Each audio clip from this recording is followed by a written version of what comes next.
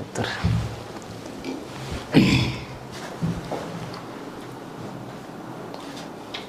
Okay.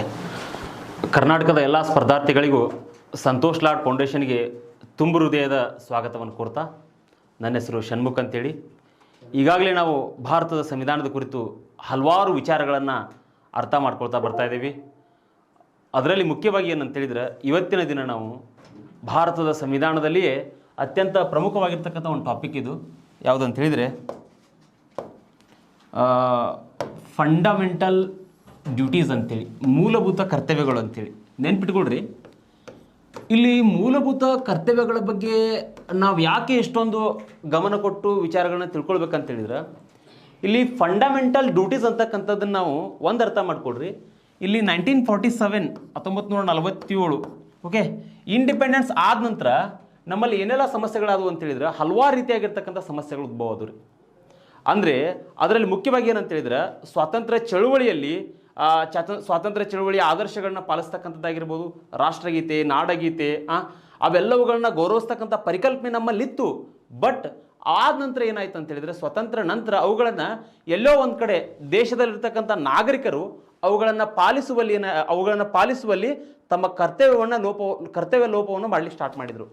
ಈ ಉದ್ದೇಶಕ್ಕೋಸ್ಕರನೇ ಏನಾಯ್ತು ಅಂತ ಹೇಳಿದ್ರೆ, ಮತ್ತೆ ಈ ಒಂದು ಫಂಡಮೆಂಟಲ್ ಡ್ಯೂಟೀಸ್ ಅಂತ ಏನದಲ್ಲ, ಇದಕ್ಕೆ ಅಮೆಂಡ್ಮೆಂಟ್ ಮಾಡೋದ್ರ ಮೂಲಕವಾಗಿ ಮೂಲಭೂತ ಕರ್ತವ್ಯಗಳನ್ನು ನಮ್ಮ ಭಾರತದ ಸಂವಿಧಾನಕ್ಕೆ ಸೇರ್ಪಡೆ ಮಾಡಲಾಯಿತು. ಹಾಗಾದ್ರೆ ಒಂದು ಅರ್ಥ ಮಾಡ್ಕೊಡ್ರಿ, ಈ ಫಂಡಮೆಂಟಲ್ ಡ್ಯೂಟೀಸ್ ಅಂತಕ್ಕಂಥದ್ದು ಬೇಕೇ ಬೇಕಲ್ರಿ. ಭಾರತದಲ್ಲಿ ವಾಸಿಸ್ತಕ್ಕಂಥ ಪ್ರತಿಯೊಬ್ಬ ವ್ಯಕ್ತಿ ಕೂಡ ಇಲ್ಲಿ ಏನಂದ್ರೆ ಸಂವಿಧಾನಕ್ಕೆ ಗೌರವ ಕೊಡಬೇಕು, ರಾಷ್ಟ್ರಗೀತೆ ಗೌರವ ಕೊಡಬೇಕು, ದೇಶದ ಒಂದು ಸಮಗ್ರತೆ ಗೌರವ ಕೊಡಬೇಕು. Very easy. ಇವೆಲ್ಲವುಗಳನ್ನ ಆತ ಕೊಟ್ಟರೆ ಏನಾಗುತ್ತೆ ಅಂತ ಹೇಳಿದ್ರೆ, ದೇಶದ ಐಕ್ಯತೆ, ದೇಶದ ಸಮಗ್ರತೆ, ದೇಶಕ್ಕೆ ಒಂದು ಏನಂತ ಹೇಳಿದ್ರೆ ಒಂದು ಶೋಭೆ ತರ್ತಕ್ಕಂಥ ಕೆಲಸ ಆಗ್ತದೆ. ಇಲ್ಲ ಅಂತ ಹೇಳಿದ್ರೆ ಎಲ್ಲೋ ಒಂದು ಕಡೆ ಬೇರೆ ರಾಷ್ಟ್ರದವರಿಗೆ ಕಂಪೇರ್ ಮಾಡಿದ್ರೆ ರಾಷ್ಟ್ರದ ಒಂದು ಐಕ್ಯತೆಗೆ, ಸಮಗ್ರತೆಗೆ ಒಂದು ವೇಳೆ ಇಲ್ಲಿರ್ತಕ್ಕಂತಹ ನಾಗರಿಕರು ಗೌರವ ಕೊಡಲಿಲ್ಲ ಅಂತ ಹೇಳಿದ್ರೆ ಎಲ್ಲೋ ಧಕ್ಕೆ ಕೊಟ್ಟಂಗೆ ಆಗ್ತದೆ. ಆ ಉದ್ದೇಶಕ್ಕೋಸ್ಕರ ಇಲ್ಲಿ ಫಂಡಮೆಂಟಲ್ ಡ್ಯೂಟೀಸ್ ಅಂತಕ್ಕಂಥದ್ದು ಅತಿ ಹೆಚ್ಚು ಮಹತ್ವವನ್ನು ಕೊಡ್ತವೆ, ಅತಿ ಹೆಚ್ಚು ರೆಸ್ಪಾನ್ಸಿಬಿಲಿಟಿಯನ್ನು ಇಲ್ಲಿರ್ತಕ್ಕಂಥ ನಾಗರಿಕರಿಗೆ, ಪ್ರಜೆಗಳಿಗೆ ಕೊಡ್ತಕ್ಕಂಥ ಕೆಲಸ ಮಾಡ್ತವೆ. ಹಾಗಾದರೆ ಇಲ್ಲಿ ನೋಡ್ರಿ, ನಮ್ಮ ಭಾರತದ ಸಂವಿಧಾನದಲ್ಲಿ ಓಕೆ, ಇಲ್ಲಿ ಫಂಡಮೆಂಟಲ್ ಡ್ಯೂಟೀಸ್ ಅನ್ನುವಂಥದ್ದು ಭಾಗ 4A, ಸಂವಿಧಾನದ ಭಾಗ 4A ಓಕೆ, ಇಲ್ಲಿಂದ ಹಿಡ್ಕೊಂಡು 51K ವರೆಗೂ ಏನಂತೇಳಿದ್ರೆ ಫಂಡಮೆಂಟಲ್ ಡ್ಯೂಟೀಸ್ ಬಗ್ಗೆ ಹೇಳ್ತದೆ, ನಮ್ಮ ಸಂವಿಧಾನದಲ್ಲಿ ತಿಳಿಸ್ತದೆ. ಓಕೆ, ಹಾಗಾದ್ರೆ ಈ ಫಂಡಮೆಂಟಲ್ ಡ್ಯೂಟೀಸನ್ನು ನಾವು ಯಾವ ರಾಷ್ಟ್ರದಿಂದ ತೆಗೆದುಕೊಂಡಿದ್ದೇವೆ ಅಂತ ಹೇಳಿದ್ರೆ, ರಷ್ಯಾ ದೇಶದಿಂದ ಫಂಡಮೆಂಟಲ್ ಡ್ಯೂಟೀಸನ್ನು ತೆಗೆದುಕೊಂಡಿದ್ದೇವೆ. ನಾವು ರಷ್ಯಾ ದೇಶದಿಂದ ಫಂಡಮೆಂಟಲ್ ಡ್ಯೂಟೀಸನ್ನು ತೆಗೆದುಕೊಂಡಿದ್ದೇವೆ. ಪ್ರಶ್ನೆ ಕೇಳ್ತಾರೆ, ಈಗಾಗಲೇ ಹಲವಾರು ಪರೀಕ್ಷೆಗಳಲ್ಲಿ ಕೇಳಿದ್ದಾರೆ, ಫಂಡಮೆಂಟಲ್ ಡ್ಯೂಟೀಸನ್ನು ಯಾವ ರಾಷ್ಟ್ರದಿಂದ ಎರವಲಾಗಿ ಪಡೆದುಕೊಂಡಿದ್ದೇವೆ? ನಾವು ರಷ್ಯಾ ದೇಶದಿಂದ ಎರವಲಾಗಿ ಪಡೆದುಕೊಂಡಿದ್ದೇವೆ. ನೆನ್ಪಿಟ್ಕೊಡ್ರಿ, ರಷ್ಯಾ ದೇಶ. ಹಾಗಾದ್ರೆ 51A ಇಂದ ಹಿಡ್ಕೊಂಡು 51K ವರೆಗೂ ಈ ವಿಧಿಗಳು ಯಾವುದಕ್ಕೆ ಸಂಬಂಧಪಟ್ಟಿದಾವ ಅಂತೇಳಿದ್ರೆ, ಇಲ್ಲಿ ಫಂಡಮೆಂಟಲ್ ಡ್ಯೂಟೀಸ್, ಮೂಲಭೂತ ಕರ್ತವ್ಯಗಳಿಗೆ ಸಂಬಂಧಪಟ್ಟಿದಾವ. ನೆನ್ಪಿಟ್ಕೊಡ್ರಿ, ಇಷ್ಟು ಪ್ರಶ್ನೆ ಆಗಿದಾವ. ಈ ಹಿಂದ್ಗಡೆ ನಡೆದಿರ್ತಕ್ಕಂಥ PC, ಸಬ್ ಇನ್ಸ್ಪೆಕ್ಟ್ರು ಮುಂತಾದ ಸ್ಪರ್ಧಾತ್ಮಕ ಪರೀಕ್ಷೆಗಳಲ್ಲಿ ಇದನ್ನು ಪ್ರಶ್ನೆ ಕೇಳಿದ್ದಾರೆ, ಯಾವ ವಿಧಿಯಿಂದ ಯಾವ ವಿಧಿಗೆ ಮೂಲಭೂತ ಹಕ್ಕುಗಳು ಸಂಬಂಧಪಟ್ಟಿದಾವ ಅಂತೇಳಿ. ಇದನ್ನು ನೆನ್ಪಿಟ್ಕೊಳ್ರಿ ನೀವು. ಓಕೆ, ಹಾಗಾದ್ರೆ ಮುಂದೆ ಬರ್ತಕ್ಕಂಥ ಕಾನ್ಸೆಪ್ಟ್ ಯಾವುದಂದ್ರೆ ಇದರಲ್ಲೇ ಮುಂದೆ ಬರ್ತಕ್ಕಂಥ ಕಾನ್ಸೆಪ್ಟ್ ಯಾವುದು ಅಂತ ಹೇಳಿದ್ರೆ, ಸರ್ದಾರ್ ಸ್ವರಣ್ ಸಿಂಗ್ ಕಮಿಟಿ ಅಂತೇಳಿ. ಇಲ್ಲಿ ಫಂಡಮೆಂಟಲ್ ಡ್ಯೂಟೀಸ್ ಬಗ್ಗೆ ಹಲವಾರು ರೀತಿಯಾಗಿರ್ತಕ್ಕಂಥ ಕಮಿಟಿಗಳು ನಮ್ಮ ಸಂವಿಧಾನ ರಚನಾ ಸಭೆಯಲ್ಲಿ ರಿಪೋರ್ಟ್ ಕೊಡ್ತಕ್ಕಂಥ ಕೆಲಸ ಮಾಡ್ತವೆ. ಯಾವುದಕ್ಕೆ? ಫಂಡಮೆಂಟಲ್ ಡ್ಯೂಟೀಸ್ಗಳಿಗೆ. ಅದರಲ್ಲಿ ಮುಖ್ಯವಾಗಿ ಸರ್ದಾರ್ ಸ್ವರಣ್ ಸಿಂಗ್ ಕಮಿಟಿ ಆಧಾರದ ಮೇಲೆ ಈ ಕಮಿಟಿ ಇಂಪಾರ್ಟೆಂಟ್ ಆಗ್ತದೆ. ಈ ಕಮಿಟಿಯ ಆಧಾರದ ಮೇಲೆ ಏನಾಯ್ತು ಅಂತ ಹೇಳಿದ್ರೆ, ಈ ಕಮಿಟಿ ಏನು ಮಾಡುತ್ತೆ, ಮೂಲಭೂತ ಕರ್ತವ್ಯಗಳನ್ನು ಭಾರತದ ಸಂವಿಧಾನದಲ್ಲಿ ಸೇರಿಸ್ಬೇಕು ನಾವು. ಆ ಮೂಲಕವಾಗಿ ದೇಶದ ಐಕ್ಯತೆ, ಸಮಗ್ರತೆಯನ್ನು ಕಾಪಾಡ್ತಕ್ಕಂಥ ಕೆಲಸ ಮಾಡ್ಬೇಕಂತೇಳಿ ಈ ಸರ್ದಾರ್ ಸ್ವರಣ್ ಸಿಂಗ್ ಕಮಿಟಿ ರಿಪೋರ್ಟ್ ಕೊಡ್ತದ. ಓಕೆ, ಹೀಗಾಗಿ ಈ ರಿಪೋರ್ಟಿನ ಆಧಾರದ ಮೇಲೆ, ಈ ಸರ್ದಾರ್ ಸ್ವರಣ್ ಸಿಂಗ್ ಕಮಿಟಿಯ ರಿಪೋರ್ಟಿನ ಆಧಾರದ ಮೇಲೆ 1976 ಸಂವಿಧಾನಕ್ಕೆ 42ನೇ ಒಂದು ಅಮೆಂಡ್ಮೆಂಟ್ ಮಾಡೋದ್ರ ಮೂಲಕವಾಗಿ, ಸಂವಿಧಾನಕ್ಕೆ ಏನ್ರಿ 42 ಅಮೆಂಡ್ಮೆಂಟ್ ಮಾಡೋದ್ರ ಮೂಲಕವಾಗಿ ಓಕೆ, ಭಾಗ 4A ರಲ್ಲಿ ಏನಾಗುತ್ತೆ ಅಂತ ಹೇಳಿದ್ರೆ ಈ ಮೂಲಭೂತ ಕರ್ತವ್ಯಗಳನ್ನ ಸೇರಿಸಲಾಗ್ತದೆ. 51A ನಲ್ಲಿ ಈ ಮೂಲಭೂತ ಕರ್ತವ್ಯಗಳನ್ನ ಕಾಣ್ತೇವೆ ನಾವು. ಓಕೆ, ಹಾಗಾದ್ರೆ ಇಲ್ಲಿ ನೋಡ್ರಿ, ಇಲ್ಲಿ 2002ರಲ್ಲಿ 26ನೇ ತಿದ್ದುಪಡಿ ಮಾಡೋದ್ರ ಮೂಲಕವಾಗಿ ಈ 11ನೇ ಒಂದು ಮೂಲಭೂತ ಕರ್ತವ್ಯವನ್ನು ಸೇರಿಸಲಾಗ್ತದೆ. ಅದು 6ರಿಂದ 14 ವರ್ಷದ ಮಕ್ಕಳಿಗೆ ಏನಂತ ಹೇಳಿದ್ರೆ ಉಚಿತ ಮತ್ತು ಕಡ್ಡಾಯ ಶಿಕ್ಷಣ ಅಂತಕ್ಕಂಥದ್ದು ನೆನ್ಪಿಟ್ಕೊಳ್ರಿ. ಓಕೆ, ಹಾಗಾದರೆ ಇದು ಇಂಪಾರ್ಟೆಂಟ್ ಆಗ್ತದೆ, ವೆರಿ ಇಂಪಾರ್ಟೆಂಟು. ಇದ್ರ ಬಗ್ಗೆ ಈಗಾಗಲೇ ನಾನು ಫಂಡಮೆಂಟಲ್ ರೈಟ್ಸ್ನಲ್ಲಿ ಕೂಡ ಇದ್ರ ಬಗ್ಗೆ ಮಾತಾಡಿದ್ದೀನಿ. ಓಕೆ, 2002ರಲ್ಲಿ 86ನೇ ಅಮೆಂಡ್ಮೆಂಟ್ ಮಾಡ್ತಾರೆ. ಅದು ಯಾವುದಕ್ಕೆ ಸಂಬಂಧಪಟ್ಟಿದೆ? ಉಚಿತ ಮತ್ತು ಕಡ್ಡಾಯ ಶಿಕ್ಷಣ. ಹಾಗಾದರೆ 10 ಮೂಲಭೂತ ಕರ್ತವ್ಯಗಳು, ಇದು ಒಂದನ್ನು ಆ್ಯಡ್ ಮಾಡಿದರೆ ಏನಾಯ್ತು ಅಂತ ಹೇಳಿದ್ರೆ 11 ಮೂಲಭೂತ ಕರ್ತವ್ಯಗಳು ಆದವು. ಹಾಗಾದರೆ ಮೂಲಭೂತ ಕರ್ತವ್ಯಗಳ ಬಗ್ಗೆ ನಾವು ಅರ್ಥ ಮಾಡ್ಕೊಳ್ತಾ ಹೋಗೋಣ. ಯಾಕಂದರೆ ಇದು ಕಾನ್ಸ್ಟಿಟ್ಯೂಷನ್ನಲ್ಲಿ ಒಂದು ಸಣ್ಣ ಟಾಪಿಕ್ ಇದು. ಈ ಸಣ್ಣ ಟಾಪಿಕ್ ಬಗ್ಗೆ ನಾವು ಜಾಸ್ತಿ ವಿಮರ್ಶೆ ಮಾಡೋದರಲ್ಲಿ ಕಾಲಹರಣ ಮಾಡೋದು ಬೇಡ ಅಂತೇಳಿ ನನ್ನ ಭಾವನೆ. ಇಲ್ಲಿ ನೋಡ್ರಿ, ಇಲ್ಲಿ ನೆಕ್ಸ್ಟ್ ಬರ್ತಕ್ಕಂಥದ್ದು ಮೂಲಭೂತ ಕರ್ತವ್ಯಗಳು. ಈ ಮೂಲಭೂತ ಕರ್ತವ್ಯಗಳ ಬಗ್ಗೆ ನಾವು ಮಾತಾಡ್ತಾ ಹೋಗೋಣ, ಒಂದೊಂದು ವಿಶ್ಲೇಷಣಾತ್ಮಕವಾಗಿ ತಿಳಿದುಕೊಳ್ತಾ ಹೋಗೋಣ. ಓಕೆ, ಹಾಗಾದ್ರೆ ಇಲ್ಲಿ ನೋಡ್ರಿ, 1ನೇ ಕರ್ತವ್ಯ ಏನಂತ ಹೇಳಿದ್ರೆ ಸಂವಿಧಾನ, ರಾಷ್ಟ್ರಗೀತೆ, ರಾಷ್ಟ್ರಧ್ವಜ. ಇಷ್ಟು ಮಾಹಿತಿಯನ್ನು ಕೊಟ್ಟಿದ್ದೇನೆ ನಾ ಇಲ್ಲಿ. ಏನ್ರಿ ಇಲ್ಲಿ? ಭಾರತದ ಸಂವಿಧಾನವನ್ನು ಗೌರವಿಸ್ತಕ್ಕಂಥದ್ದು, ಭಾರತ ದೇಶದ ರಾಷ್ಟ್ರಗೀತೆಯನ್ನು ಗೌರವಿಸ್ತಕ್ಕಂಥದ್ದು, ರಾಷ್ಟ್ರಧ್ವಜವನ್ನು ಗೌರವಿಸ್ತಕ್ಕಂಥ ಕೆಲಸವನ್ನು ಪ್ರತಿಯೊಬ್ಬ ವ್ಯಕ್ತಿ ಕೂಡ ಮಾಡಬೇಕು, ಪ್ರತಿಯೊಬ್ಬ ವ್ಯಕ್ತಿ ಕೂಡ ಮಾಡಲೇಬೇಕು. ಯಾಕಂತೇಳಿದರೆ ನಮ್ಮ ಸಂವಿಧಾನ ಏನಂತೇಳಿದ್ರೆ ಒಂದು ನಮ್ಮ ದೇಶದಲ್ಲಿರ್ತಕ್ಕಂಥ ಒಂದು ರಾಜ್ಯ ಸರ್ಕಾರ ಆಗಿರ್ಬೋದು, ಕೇಂದ್ರ ಸರ್ಕಾರ ಆಗಿರ್ಬೋದು, ಇಲ್ಲಿರ್ತಕ್ಕಂಥ ಪ್ರಜೆಗಳಿಗೆ ಏನಂತೇಳಿದ್ರೆ ಒಂದು ಗೈಡೆನ್ಸ್ ಕೊಡ್ತಕ್ಕಂಥ ಕೆಲಸ ಮಾಡ್ತದೆ ಸಂವಿಧಾನ. ಹಾಗಾದರೆ ಆ ಸಂವಿಧಾನ ಬದ್ಧವಾಗಿ ನಾವು ಕೆಲಸ ಮಾಡಬೇಕಾಗ್ತದೆ. ಸಂವಿಧಾನ ವಿರೋಧಿಯಾಗಿ ನೀವು ಏನಾದರೂ ಮಾಡ್ಲಿಕ್ಕೆ ಸ್ಟಾರ್ಟ್ ಮಾಡಿದರೆ ಅದೇನಾಗುತ್ತೆ ಅಂತ ಹೇಳಿದ್ರೆ ಅಫೆನ್ಸು ಆಗ್ತದೆ. ಸಂವಿಧಾನಕ್ಕೆ ಗೌರವ ಕೊಡ್ತಕ್ಕಂಥ ಕೆಲಸ ಇಲ್ಲಿರ್ತಕ್ಕಂಥ ಯಾವುದೇ ಧರ್ಮದವರಾಗಿರ್ಬೋದು, ಯಾವುದೇ ಧರ್ಮದವರು, ಯಾವುದೇ ಜಾತಿಯವರು ಆದರೂ ಸಹಿತ ಮೊಟ್ಟ ಮೊದಲನೇದಾಗಿ ನಾವು ಗೌರವಿಸ್ತಕ್ಕಂಥದ್ದು ಯಾವುದು ಅಂತ ಹೇಳಿದ್ರೆ ಸಂವಿಧಾನ. ಸಂವಿಧಾನಕ್ಕೆ ಪ್ರತಿಯೊಬ್ಬ ವ್ಯಕ್ತಿ ಕೂಡ ಗೌರವ ಕೊಡಬೇಕು, ಪ್ರತಿಯೊಬ್ಬ ನಾಗರಿಕನೂ ಗೌರವ ಕೊಡಬೇಕು, ಪ್ರತಿಯೊಂದು ಸರ್ಕಾರ ಕೂಡ ಗೌರವ ಕೊಡಬೇಕು. ಅಂದಾಗ ಮಾತ್ರ ಏನಾಗುತ್ತೆ ಅಂತ ಹೇಳಿದ್ರೆ ಅದು ಮೂಲಭೂತ ಕರ್ತವ್ಯಗಳ ಪಾಲನೆ ಆಗ್ತದೆ. ನೆನ್ಪಿಟ್ಕೊಳ್ರಿ. ಹಾಗಾದ್ರೆ 2ನೇದು ರಾಷ್ಟ್ರಗೀತೆ. ಓಕೆ, ಇಲ್ಲಿ ನೋಡ್ರಿ, ರಾಷ್ಟ್ರಗೀತೆ ಅಂದ ತಕ್ಷಣ ಇದ್ರ ಬಗ್ಗೆ ನೋಡ್ರಿ ಹಲವಾರು ಕೇಸಸ್ಗಳ ಬಗ್ಗೆ ನಾನು ಹೇಳಿದ್ದೇನೆ ನಿಮಗೆ. ಫಂಡಮೆಂಟಲ್ ರೈಟ್ಸ್ನಲ್ಲಿ ರಾಷ್ಟ್ರಗೀತೆಗೆ ನೀ ಗೌರವ ಕೊಡಲೇಬೇಕು. ಕೇರಳದಲ್ಲಿ ಒಂದು ಕೇಸ್ ಆಗ್ತದೆ, ಅದ್ರ ಬಗ್ಗೆ ನಾನು ಮಾತಾಡಿದೆ. ಕೇರಳದಲ್ಲಿ ಏನಾಗುತ್ತೆ ಅಂತ ಹೇಳಿದ್ರೆ ಅಲ್ಲಿರ್ತಕ್ಕಂಥ ಒಂದು ಸ್ಕೂಲ್ನಲ್ಲಿರ್ತಕ್ಕಂಥ ವಿದ್ಯಾರ್ಥಿಗಳು ಆ ಒಂದು ರಾಷ್ಟ್ರಗೀತೆ ನಡೆಯುವಂಥ ಸಂದರ್ಭದಲ್ಲಿ ಅವ್ರೇನು ಮಾಡ್ತಾರೆ ಅಂತ ಹೇಳಿದ್ರೆ ಆ ರಾಷ್ಟ್ರಗೀತೆಯನ್ನು ಹಾಡೋದಿಲ್ಲ ಅವರು. ಆವಾಗ ಆ ಮಕ್ಕಳ ವಿರುದ್ಧ ಕೇಸ್ ಹಾಕ್ತಾರೆ. ಆವಾಗ ಸುಪ್ರೀಂ ಕೋರ್ಟ್ ಒಂದು ತೀರ್ಪು ಕೊಡ್ತದೆ. ಏನಂತ ಹೇಳಿದ್ರೆ ನೀವು ರಾಷ್ಟ್ರಗೀತೆಗೆ ಗೌರವ ಕೊಡಲಿಲ್ಲ ಅಂದರೂ ಸಹಿತ ಮೌನವಾಗಿ ನಿಂತ್ಕೊಂಡು ರಾಷ್ಟ್ರಗೀತೆಗೆ ಒಂದು ಮೌನಾಚರಣೆಯನ್ನು, ಅಂದರೆ ಮೌನವಾಗಿ ನಿಂತ್ಕೊಂಡು ರಾಷ್ಟ್ರಗೀತೆಗೆ ಒಂದು ಮೌನವಾಗಿ ಗೌರವವನ್ನು ಕೊಡ್ಬೋದು. ನೀವು ಹಾಡಲಿಲ್ಲ ಅಂದರೂ ಸಹಿತ ಗೌರವವನ್ನು ಕೊಡ್ಬೋದು. ಅದು ಕೂಡ ಗೌರವ ಕೊಟ್ಟಂಗೆ. ಹೀಗಾಗಿ ರಾಷ್ಟ್ರಗೀತೆ ಅಂದರೆ ಭಾರತ ದೇಶದ ರಾಷ್ಟ್ರಗೀತೆಯನ್ನು ಗೌರವಿಸಬೇಕು. ಪ್ರತಿಯೊಬ್ಬ ವ್ಯಕ್ತಿ ಕೂಡ ಇಲ್ಲಿ ರಾಷ್ಟ್ರಗೀತೆಯನ್ನು ಹಾಡುವಲ್ಲಿ, ರಾಷ್ಟ್ರಗೀತೆಯನ್ನು ಹೇಳುವಲ್ಲಿ ಯಾರು ಕೂಡ ಇಲ್ಲಿ ಹಿಂಜರಿಬಾರ್ದು. ಯಾವುದೇ ಧರ್ಮದವರಾದರೂ ಸಹಿತ ರಾಷ್ಟ್ರಗೀತೆಯನ್ನು ಹಾಡಲೇಬೇಕು. ಇಲ್ಲಂತೇಳಿದ್ರೆ ಮೌನವಾಗಿ ನಿಂತ್ಕೊಳ್ಬೇಕು. ಓಕೆ, ಇನ್ನು 2ನೇದು ರಾಷ್ಟ್ರಧ್ವಜ. ಇಲ್ಲಿ ರಾಷ್ಟ್ರಧ್ವಜ ಅಂದ ತಕ್ಷಣ ಭಾರತ ದೇಶದ ಒಂದು ರಾಷ್ಟ್ರಧ್ವಜ. ನೀವು ಗಮನಿಸ್ಬೋದ್ರಿ, ಕೆಲವೊಂದಿಷ್ಟು ಜನ ಈ ಸಾಮಾಜಿಕ ಜಾಲತಾಣಗಳಲ್ಲಾಗಿರ್ಬೋದು, ಯೂಟ್ಯೂಬ್ಗಳಲ್ಲಾಗಿರ್ಬೋದು, ಅಲ್ಲಿ ರಾಷ್ಟ್ರಧ್ವಜವನ್ನು ಸುಡ್ತಕ್ಕಂಥದ್ದು, ರಾಷ್ಟ್ರಧ್ವಜದ ಮೇಲೆ ಏನೋ ಹೀನವಾಗಿರ್ತಕ್ಕಂಥ ಕೃತ್ಯಗಳನ್ನು ಮಾಡ್ತಾ ಇರ್ತಾರೆ. ಅದು ಕೂಡ ಅಫೆನ್ಸ್ ಆಗ್ತದೆ. ಫಂಡಮೆಂಟಲ್ ಡ್ಯೂಟೀಸ್ ಒಪ್ಕೊಳ್ತೇನೆ, ಬಟ್ ಅದು ಮೂಲಭೂತ ಹಕ್ಕುಗಳ ಒಂದು ಭಾಗದಲ್ಲಿ ಕೂಡ ಎಲ್ಲೋ ಒಂದು ಕಡೆ ಅದು IPC ಸೆಕ್ಷನ್ ಪ್ರಕಾರ ಕಾನೂನು ಬಾಹಿರ ಆಗ್ತದೆ, ಇಂಡಿಯನ್ ಪೆನಲ್ ಕೋಡ್ ಪ್ರಕಾರ. ಆ ಮೂಲಕವಾಗಿ ರಾಷ್ಟ್ರಧ್ವಜ ನಿನಗೆ ಅಭಿಮಾನ ಅದ ಅಲ್ಲ, ಒಂದು ಟೀ ಶರ್ಟ್ ಮೇಲೆ, ಒಂದು ಶರ್ಟ್ ಮೇಲೆ ರಾಷ್ಟ್ರಧ್ವಜವನ್ನು ನೀನು ಹಾಕೋ, ಅಭಿಮಾನವನ್ನು ತೋರಿಸ್ಕೋ. ಆದರೆ ಯಾವುದೇ ಕಾರಣಕ್ಕೂ ರಾಷ್ಟ್ರಧ್ವಜವನ್ನು ತುಳಿಯೋಂಗಿಲ್ಲ, ರಾಷ್ಟ್ರಧ್ವಜವನ್ನು ಸುಡುವಂಗಿಲ್ಲ. ಆ ರೀತಿ ಏನಾದರೂ ನೀವು ಮಾಡಿದರೆ ಅದೇನಂದ್ರೆ ಮೂಲಭೂತ ಕರ್ತವ್ಯ ಅಲ್ವೇ ಅಲ್ಲ, ಅದು ಫಂಡಮೆಂಟಲ್ ಡ್ಯೂಟೀಸ್ ಅಲ್ವೇ ಅಲ್ಲ. ಆ ರೀತಿ ಮಾಡಿದರೆ ಏನಾಗುತ್ತಂದ್ರೆ ನಿನ್ನ ಮೇಲೆ IPC ಸೆಕ್ಷನ್ ಪ್ರಕಾರ ಕಾನೂನು ಬಾಹಿರ ಕ್ರಮವನ್ನು ಕೈಗೊಳ್ಳಲಾಗ್ತದೆ. ನಿನ್ನ ಮೇಲೆ ಕ್ರಮವನ್ನು ಕೈಗೊಂಡು ಅದು ಕೇಸ್ ಅಫೆನ್ಸ್ ಆಗ್ತದೆ. ನೆನ್ಪಿಟ್ಕೊಳ್ರಿ. ಹಾಗಾದ್ರೆ ಈ ಅಂಶ ಕೂಡ ನಿಮ್ಗೆ ಅರ್ಥ ಆಯ್ತು ಅಂತೇಳಿ ಭಾವಿಸಿದ್ದೇನೆ ನಾನು. ಸಂವಿಧಾನ, ರಾಷ್ಟ್ರಗೀತೆ, ರಾಷ್ಟ್ರಧ್ವಜವನ್ನು ಗೌರವಿಸ್ತಕ್ಕಂಥದ್ದು ವೆರಿ ಇಂಪಾರ್ಟೆಂಟು. ಇನ್ನು 2ನೇದೇನೆಂದ್ರೆ ಸ್ವತಂತ್ರ ಚಳುವಳಿ ಮತ್ತು ಆದರ್ಶಗಳನ್ನು ಪಾಲಿಸ್ತಕ್ಕಂಥದ್ದು. ನೋಡ್ರಿ, ನಮ್ಮಲ್ಲಿ ಮುಖ್ಯವಾಗಿ ಏನಂತೇಳಿದ್ರೆ ಒಂದು ಭಾರತ ರಾಷ್ಟ್ರ ನಿರ್ಮಾಣ ಆಗಬೇಕಾಗಿತ್ತು ಅಂತ ಹೇಳಿದ್ರೆ ಒಂದೇ ಸಲ ನಿರ್ಮಾಣ ಆಗಿರಲಿಲ್ಲ. ಒಂದೇ ಸಲ ಭಾರತ ರಾಷ್ಟ್ರ ಒಂದು ಈ ರೀತಿ ಸುಭದ್ರವಾಗಿ, ಈ ರೀತಿ ಹಲವಾರು ರೀತಿಯಲ್ಲಿ ಸಂವಿಧಾನ ಬದ್ಧವಾಗಿ ನಿರ್ಮಾಣ ಆಗಬೇಕಾಗಿತ್ತು ಅಂತ ಹೇಳಿದ್ರೆ ಒಂದೇ ಸಲ ನಿರ್ಮಾಣ ಆಗಲಿಲ್ಲ. ಈ ಭಾರತ ರಾಷ್ಟ್ರ ನಿರ್ಮಾಣ ಆಗಬೇಕಾಗಿತ್ತು ಅಂತ ಹೇಳಿದ್ರೆ ಇಲ್ಲಿ ಸ್ವಾತಂತ್ರ್ಯ ಹೋರಾಟಗಾರರ ಕೊಡುಗೆ ಅದ ರೀ. ಸ್ವತಂತ್ರ ಹೋರಾಟಗಾರರ ಕೊಡುಗೆ ಅದ. ಓಕೆ, ಹಲವಾರು ಜನರು ಇದಕ್ಕೆ ರಕ್ತವನ್ನು ಸುರಿಸಿದ್ದಾರೆ, ಹಲವಾರು ಜನರು ತಮ್ಮ ಪ್ರಾಣವನ್ನು ತ್ಯಾಗ ಮಾಡಿದ್ದಾರೆ. ಹಲವಾರು ಸ್ವತಂತ್ರ ಹೋರಾಟಗಾರರ ಫಲವಾಗಿ ಏನಾಗಿದೆ ಅಂತ ಹೇಳಿದ್ರೆ ಭಾರತಕ್ಕೆ ಒಂದು ಸ್ವಾತಂತ್ರ್ಯ ಸಿಕ್ಕಿದೆ. ಹಾಗಾಗಿ ಈ ಸ್ವತಂತ್ರ ಚಳುವಳಿಯಲ್ಲಿ ಪಾಲ್ಗೊಂಡಿರ್ತಕ್ಕಂತಹ ಅನೇಕ ಜನ ಇದ್ದಾರೆ. ಅವರ ಆದರ್ಶಗಳನ್ನ ಫಾಲೋ ಮಾಡ್ಬೇಕು ನಾವು, ಅವರ ಮೌಲ್ಯಗಳಿಗೆ ಬೆಲೆ ಕೊಡ್ಬೇಕು ನಾವು, ಅವರ ಮೌಲ್ಯಗಳಿಗೆ ಬೆಲೆ ಕೊಡಬೇಕು. ಅವಾಗ ಏನಾಗುತ್ತೆ ಅಂತ ಹೇಳಿದ್ರೆ ದೇಶದ ಒಂದು ಸ್ವಾತಂತ್ರ್ಯ ಚಳುವಳಿಗೆ ಮತ್ತು ಆದರ್ಶಗಳಿಗೆ ಒಂದು ಬೆಲೆ ಸಿಕ್ಕಂಗೆ ಆಗ್ತದೆ. ನೆನ್ಪಿಟ್ಕೊಳ್ರಿ. ಯಾಕಂತೇಳಿದ್ರೆ ಇಲ್ಲಿ ಮುಖ್ಯವಾಗಿ ಸ್ವಾತಂತ್ರ್ಯ ಚಳುವಳಿಯಲ್ಲಿ ನಾವು ಸ್ವಾತಂತ್ರ್ಯ ಚಳುವಳಿಯಲ್ಲಿ ಏನಂತ ಹೇಳಿದ್ರೆ ಅನೇಕ ಹೋರಾಟಗಾರರು ತಮ್ಮ ಒಂದು ಪ್ರಾಣವನ್ನು ಕೊಡೋದ್ರ ಮೂಲಕವಾಗಿ ಸ್ವಾತಂತ್ರ್ಯವನ್ನು ಕೊಟ್ಟರು. ಆ ಮೂಲಕವಾಗಿ ನಾವೇನು ಮಾಡ್ತಾ ಇದ್ದೇವೆ ಇವತ್ತು, ಅವರ ಒಂದು ಆದರ್ಶಗಳನ್ನ ಪಾಲನೆ ಮಾಡೋದ್ರ ಮೂಲಕವಾಗಿ, ಅವರ ಜಯಂತಿಯನ್ನು ಆಚರಣೆ ಮಾಡೋದ್ರ ಮೂಲಕವಾಗಿ ನಾವೇನು ಮಾಡ್ತಾ ಇದ್ದೀವಿ, ಸರ್ಕಾರ ಏನು ಮಾಡ್ತಾ ಇದೆ, ಆ ಸ್ವಾತಂತ್ರ್ಯ ಹೋರಾಟಗಾರರಿಗೆ ಬೆಲೆ ಕೊಡ್ತಕ್ಕಂಥ ಕೆಲಸ ಮಾಡ್ತಾ ಇದೆ. ಉದಾಹರಣೆಗೆ ನೀವು ನೋಡ್ಬೋದು, ಸಂಗೊಳ್ಳಿ ರಾಯಣ್ಣರ ಒಂದು ಜಯಂತಿಯನ್ನು ಮಾಡ್ತಾ ಇದ್ದೇವೆ ನಾವು, ಕಿತ್ತೂರು ರಾಣಿ ಚೆನ್ನಮ್ಮರ ಜಯಂತಿಯನ್ನು ಮಾಡ್ತಾ ಇದ್ದೀವಿ.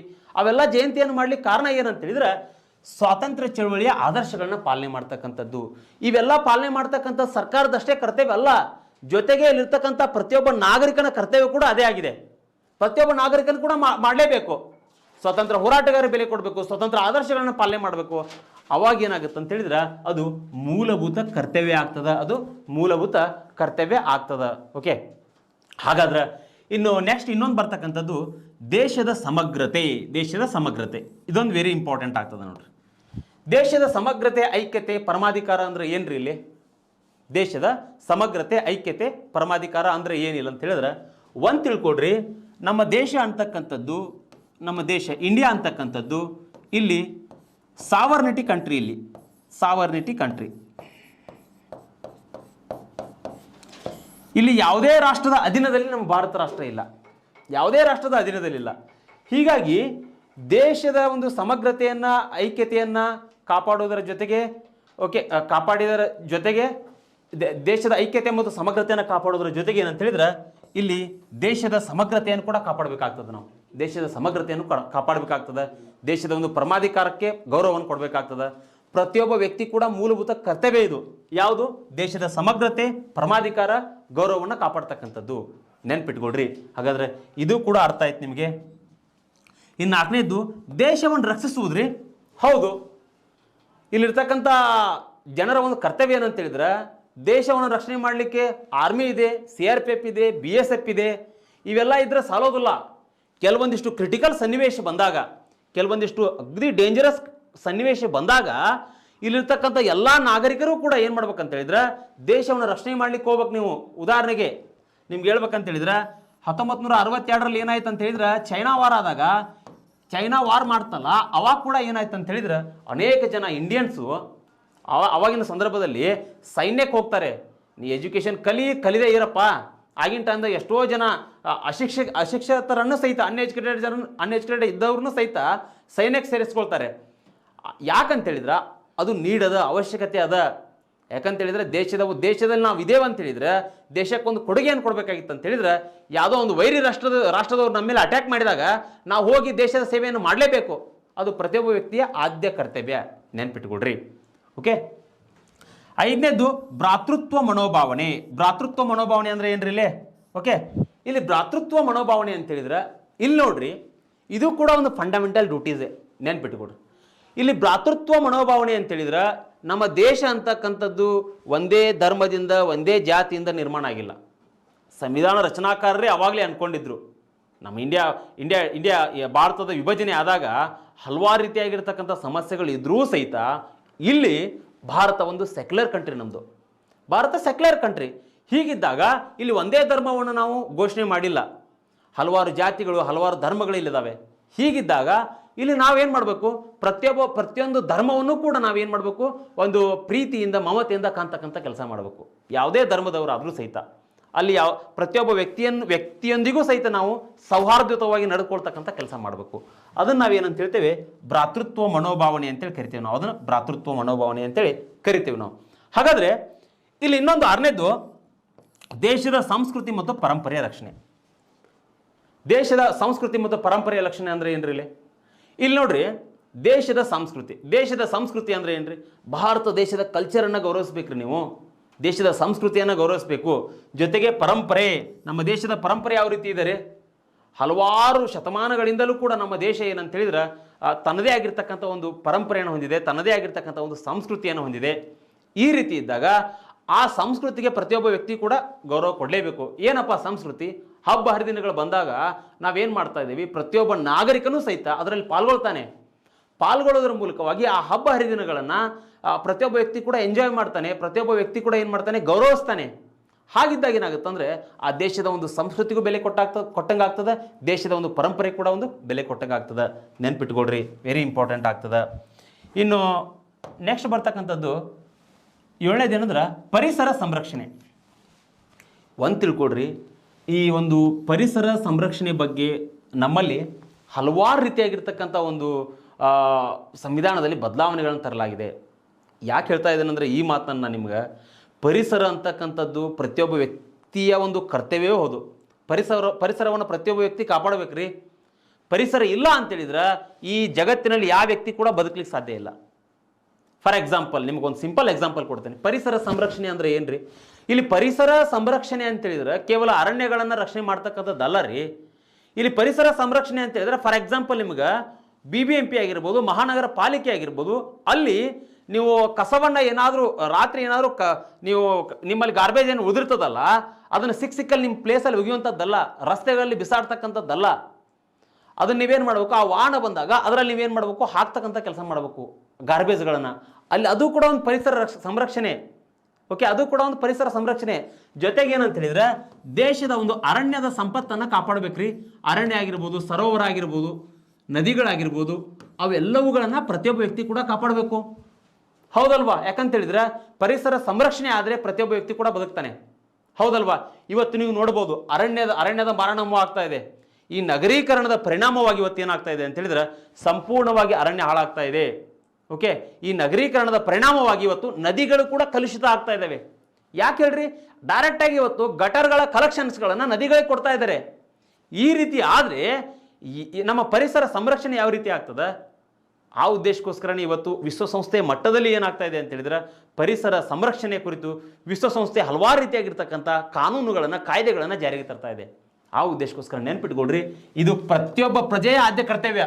ಏನಂದ್ರೆ ಅರಣ್ಯವನ್ನು ಕಾಪಾಡ್ತಕ್ಕಂಥದ್ದು, ನದಿಗಳನ್ನು ಸಂರಕ್ಷಣೆ ಮಾಡ್ತಕ್ಕಂಥದ್ದು, ಪರಿಸರವನ್ನು ಸಂರಕ್ಷಣೆ ಮಾಡ್ತಕ್ಕಂಥದ್ದು ಪ್ರತಿಯೊಬ್ಬ ವ್ಯಕ್ತಿಯ ಫಂಡಮೆಂಟಲ್ ಡ್ಯೂಟೀಸ್. ಇದು ಮಾಡಲೇಬೇಕಾತ. ಓಕೆ, ಹಾಗಾದರೆ ಇನ್ನೊಂದು ವೈಜ್ಞಾನಿಕ ಮನೋಭಾವನೆ ಬೆಳೆಸ್ತಕ್ಕಂಥದ್ದು. ಸೈಂಟಿಫಿಕ್ ವೈಜ್ಞಾನಿಕ ಮನೋಭಾವನೆ ಅಂದರೆ ಏನ್ರಿ? ಇಲ್ಲಿ ಏನಂತ ಹೇಳಿದ್ರೆ ಮೂಢನಂಬಿಕೆಗಳನ್ನ ಹೋಗಲಾಡಿಸುವಂಥದ್ದು, ಪ್ರತಿಯೊಂದನ್ನು ಕೂಡ ಸೈಂಟಿಫಿಕ್ ಆಗಿ ನೋಡ್ತಕ್ಕಂಥದ್ದು. ಏನಪ್ಪ ಸೈಂಟಿಫಿಕ್ ಅಂತ ಹೇಳಿದ್ರೆ ಇಲ್ಲಿ ನೋಡ್ರಿ, ಮೂಢನಂಬಿಕೆಗಳ ಕುರಿತು ನಮ್ಮಲ್ಲಿ ಹಲವಾರು ರೀತಿಯಾಗಿರ್ತಕ್ಕಂಥ ಭಾವನೆಗಳಿರ್ತವೆ. ಆ ಭಾವನೆಗಳನ್ನ ಹೋಗಲಾಡಿಸಿ ಒಂದು ಸಿವಿಲೈಸ್ಡ್ ಒಂದು ಕಂಟ್ರಿಯನ್ನು ನಾವು ಮಾಡಬೇಕಾಗಿತ್ತು ಅಂತ ಹೇಳಿದ್ರೆ ಒಂದು ಸೈಂಟಿಫಿಕ್ ಭಾವನೆ ನಮ್ಮಲ್ಲಿ ಬರಬೇಕು. ಅವಾಗ ಏನಾಗುತ್ತೆ ಅಂತ ಹೇಳಿದ್ರೆ ನಮ್ಮ ದೇಶಕ್ಕೆ ನಮ್ಮ ದೇಶದ ನಮ್ಮ ದೇಶವನ್ನು ನೋಡ್ತಕ್ಕಂಥ ಮನೋಭಾವನೆ ಏನಾಗುತ್ತೆ, ಒಂದು ಬೇರೆ ರಾಷ್ಟ್ರಗಳಿಗೆ ಕಂಪೇರ್ ಮಾಡಿದ್ರು ಕೂಡ ಹೌದಪ್ಪ ಭಾರತೀಯರು ಬದಲಾವಣೆ ಆಗಿದ್ದಾರೆ. ವಿವೇಕಾನಂದರ ಕಾಲದಿಂದಲೂ ಕೂಡ ಭಾರತ ರಾಷ್ಟ್ರವನ್ನು ಹಾವಾಡಿಗರ ದೇಶ ಅಂತೇಳಿ ಕರಿತಾ ಇದ್ರು. ಯಾಕೆ ಕರಿತಾ ಇದ್ರು ಅಂತ ಹೇಳಿದ್ರೆ ಅವಾಗ ದೇಶ ಸಿವಿಲೈಸ್ಡ್ ಆಗಿರಲಿಲ್ಲ. ಬಟ್ ಇವಾಗ ಸಂವಿಧಾನ ಸಿಕ್ಕಿದೆ, ಆಧುನಿಕ ತಂತ್ರಜ್ಞಾನಗಳು ಬಂದಿದ್ದಾವೆ. ಎಲ್ಲ ಬಂದಾಗ ನಾವೇನು ಮಾಡ್ತಾ ಇದ್ದೀವಿ? ಸೈಂಟಿಫಿಕ್ ನಮ್ಮಲ್ಲಿ ಮನೋಭಾವನೆಗಳನ್ನ ಬೆಳೆಸ್ಕೊಳ್ತಾ ಇದ್ದೀವಿ ನಾವು. ಓಕೆ, ಹಾಗಾದರೆ ಇದು ಕೂಡ ಅರ್ಥ ಆಯ್ತು ಅಂತ ಹೇಳಿದ್ದೀನಿ. ಸಾರ್ವಜನಿಕ ಆಸ್ತಿಯನ್ನು ಕಾಪಾಡ್ತಕ್ಕಂಥದ್ದು. ಹೌದು, ಸಾರ್ವಜನಿಕ ಆಸ್ತಿಯನ್ನು ಪ್ರತಿಯೊಬ್ಬ ವ್ಯಕ್ತಿ ಕೂಡ ಗೌರವಿಸಬೇಕು. ಹೌದಲ್ವಾ? ಎಲ್ಲೋ ಒಂದು ಗಾರ್ಡನ್ ಇದೆ, ಆ ಗಾರ್ಡನ್ನಲ್ಲಿ ಹೋಗಿ ಮನೆ ಕಟ್ಟೋದು, ಆ ಗಾರ್ಡನ್ನಲ್ಲಿ ಹೋಗಿ ನೀವು ಕಸ ಹಾಕೋದು, ಆ ರೀತಿ ಮಾಡಬಾರ್ದು. ಅದು ಕೂಡ ಪಬ್ಲಿಕ್ ಪ್ರಾಪರ್ಟಿ ಅಲ್ವಾ? ಅದನ್ನು ಕೂಡ ರಕ್ಷಣೆ ಮಾಡಬೇಕು ನೀವು. ಸಾರ್ವಜನಿಕ ಆಸ್ತಿ ಪಾಸ್ತಿಗಳು ಅಂತ ಹೇಳಿದ್ರೆ ಏನು? ಸರ್ಕಾರ ಜನರ ಒಂದು ಮೂಲಭೂತ ಸೌಕರ್ಯಕ್ಕೋಸ್ಕರ ಏನೆಲ್ಲ ಕಾರ್ಯಕ್ರಮಗಳನ್ನು ಜಾರಿಗೆ ತಂದಿದೆಯಲ್ಲ, ಅವುಗಳನ್ನು ಪ್ರತಿಯೊಬ್ಬ ಪ್ರಜೆ ಕೂಡ ಕಟ್ಟುನಿಟ್ಟಾಗಿ ಪಾಲನೆ ಮಾಡಬೇಕು. ಅವಾಗ ಏನಾಗುತ್ತೆ ಅಂತ ಹೇಳಿದ್ರೆ ದೇಶಕ್ಕೆ ಒಂದು ಒಳ್ಳೆಯ ಹೆಸರು ಬರ್ತದೆ. ಓಕೆ, ಆಮೇಲೆ ಅತಿ ಹೆಚ್ಚು ಇವತ್ತು ನೋಡಿ ಕೆಲವೊಂದಿಷ್ಟು ರಿಪೋರ್ಟ್ಗಳು ಬರ್ತವೆ. ಸ್ವಚ್ಛತಾ ನಗರ ಯಾವುದು? ಓಕೆ, ಆಮೇಲೆ SDG ಅಂದರೆ ಸಸ್ಟೈನೇಬಲ್ ಡೆವಲಪ್ಮೆಂಟ್ ಗ್ರೌತ್. ಈ ರೀತಿ ಇದ್ದಾಗ ಅವೆಲ್ಲವುಗಳು ಕೂಡ ಏನಾಗ್ತವೆ ಅಂತೇಳಿ ಪರಿಗಣನೆಗೆ ತೆಗೆದುಕೊಳ್ತಾರೆ. ನೆನ್ಪಿಟ್ಟುಕೊಡ್ರಿ. ಆ ಉದ್ದೇಶಕ್ಕೋಸ್ಕರ ಪ್ರತಿಯೊಬ್ಬ ವ್ಯಕ್ತಿ ಕೂಡ ಇದನ್ನು ರಾಷ್ಟ್ರದ ಪ್ರಗತಿಗೆ ಶ್ರಮ ವಹಿಸ್ತಕ್ಕಂಥದ್ದು. ಹೌದು, ಇವತ್ತು ರಾಷ್ಟ್ರದ ಪ್ರಗತಿ ಅಂತ ಹೇಳಿದ್ರೆ ಏನ್ರಿ? ಇವತ್ತು ಪ್ರತಿಯೊಬ್ಬ ವ್ಯಕ್ತಿ ಕೂಡ ಏನಂತ ಹೇಳಿದ್ರೆ ದೇಶದ ಅಭಿವೃದ್ಧಿಗೋಸ್ಕರ ಪಣ ತೊಡಬೇಕು, ದೇಶದ ಅಭಿವೃದ್ಧಿಗೋಸ್ಕರ ಕನಸನ್ನು ಕಾಣಬೇಕು. ಅದು ಫಂಡಮೆಂಟಲ್ ಡ್ಯೂಟೀಸ್ ರೀ. ಅದು ಇದನ್ನ ಯಾಕೆ ಹಾಕಿದಾರೆ ಅಂತ ಹೇಳಿದ್ರೆ, ಹೌದು ನೀವು ದೇಶದಲ್ಲಿದ್ದೀರಿ, ಎದಕ್ಕೆ ಉಪಯೋಗ, ನೀವು ದೇಶಕ್ಕೆ ಒಂದು ಏನಾದರೂ ಕೊಡುಗೆ ಕೊಡಬೇಕಲ್ವಾ? ಓಕೆ, ದೇಶದ ಬೆಳವಣಿಗೆಗೋಸ್ಕರ ನೀವು ಶ್ರಮ ಪಡಬೇಕಲ್ವಾ? ಓಕೆ, ಆ ಉದ್ದೇಶಕ್ಕೋಸ್ಕರ ಇಲ್ಲಿ ಏನಂತ ಹೇಳಿದ್ರೆ ಪ್ರತಿಯೊಬ್ಬ ವ್ಯಕ್ತಿ ಕೂಡ ದೇಶದ ಪ್ರಗತಿಗೆ ದೇಶಕ್ಕೋಸ್ಕರ ದುಡಿಯುವಂಥ ಕೆಲಸ ಮಾಡಲೇಬೇಕು. ನೆನ್ಪಿಟ್ಕೊಡ್ರಿ. ಹಾಗಾದ್ರೆ 11ನೇದ್ದು ಇಲ್ಲಿ 6ರಿಂದ 14 ವರ್ಷದ ಮಕ್ಕಳಿಗೆ ಉಚಿತ ಮತ್ತು ಕಡ್ಡಾಯ ಶಿಕ್ಷಣ 2002ರಲ್ಲಿ 86 ಅಮೆಂಡ್ಮೆಂಟ್ ಮಾಡೋದ್ರ ಮೂಲಕವಾಗಿ ಇದನ್ನು ಸೇರಿಸಲಾಗ್ತದೆ. ಹಾಗಾದರೆ 1 ಸೆಕೆಂಡ್ ಅರ್ಥ ಮಾಡ್ಕೊಳ್ರಿ.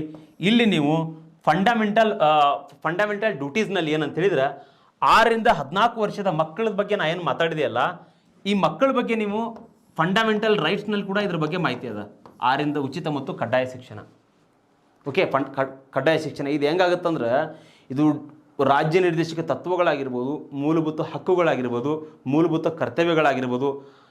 ಈ ಏನಂತ ಹೇಳಿದ್ರೆ ಮೂಲಭೂತ ಹಕ್ಕುಗಳಲ್ಲಿ ಮುಖ್ಯವಾಗಿ ಏನಂತ ಹೇಳಿದ್ರೆ, ಇಲ್ಲಿ ನೀವು ಸುಪ್ರೀಂ ಕೋರ್ಟ್ ಮತ್ತು ಹೈಕೋರ್ಟ್ನ ಮೊರೆ ಹೋಗ್ಬೋದು. ಅದೇ ರೀತಿಯಾಗಿರ್ತಕ್ಕಂಥ ಕಾನ್ಸೆಪ್ಟ್ಗಳನ್ನು ನೀವು ರಾಜ್ಯ ನಿರ್ದೇಶಕ ತತ್ವಗಳಲ್ಲಿ ಕೂಡ ನೀವು ಸುಪ್ರೀಂ ಕೋರ್ಟ್ ಮತ್ತು ಹೈಕೋರ್ಟ್ ಮೊರೆ ಹೋಗ್ಬೋದು. ಆಮೇಲೆ ಫಂಡಮೆಂಟಲ್ ಡ್ಯೂಟೀಸಲ್ಲಿ ಕೂಡ ನೀವು ಸುಪ್ರೀಂ ಕೋರ್ಟ್ ಮತ್ತು ಹೈಕೋರ್ಟ್ ಮೊರೆ ಹೋಗ್ಬೋದು. ಯಾವ ರೀತಿ ಅನ್ನುವಂಥದ್ದನ್ನು ಎಲ್ಲೋ ಒಂದು 100% ನೀವು ಫಂಡಮೆಂಟಲ್ ರೈಟ್ಸ್ನಲ್ಲಿ ಉಲ್ಲಂಘನೆ ಆದರೆ ನೀವು ಹೋಗ್ಬೋದು. 100% ಹೋಗ್ಬೋದು, ನೀವು 100% ಹೋಗ್ಬೋದು. ಬಟ್ DPSPಯಲ್ಲಿ ಏನಾಗುತ್ತೆ ಅಂತ ಹೇಳಿದ್ರೆ, DPSPಯಲ್ಲಿ ಶೇಕಡ ಒಂದು 50% ಆಗ್ತದೆ. 50% ಅದನ್ನು ಕೂಡ ಪ್ರೂವ್ ಮಾಡ್ತೇನೆ ನಾನು ನಿಮಗೆ ಯಾವ ರೀತಿ ಅಂತೇಳಿ. ಬಟ್ ಫಂಡಮೆಂಟಲ್ ಡ್ಯೂಟೀಸ್ನಲ್ಲಿ ಕೇವಲ 10% ಆಗ್ತದೆ. ಫಂಡಮೆಂಟಲ್ ಡ್ಯೂಟೀಸ್ನಲ್ಲಿ 10% ಆಗ್ತದೆ. ನೀವು ಸುಪ್ರೀಂ ಕೋರ್ಟ್ ಮತ್ತು ಹೈಕೋರ್ಟ್ ಮೊರೆ ಹೋಗ್ಬೋದು.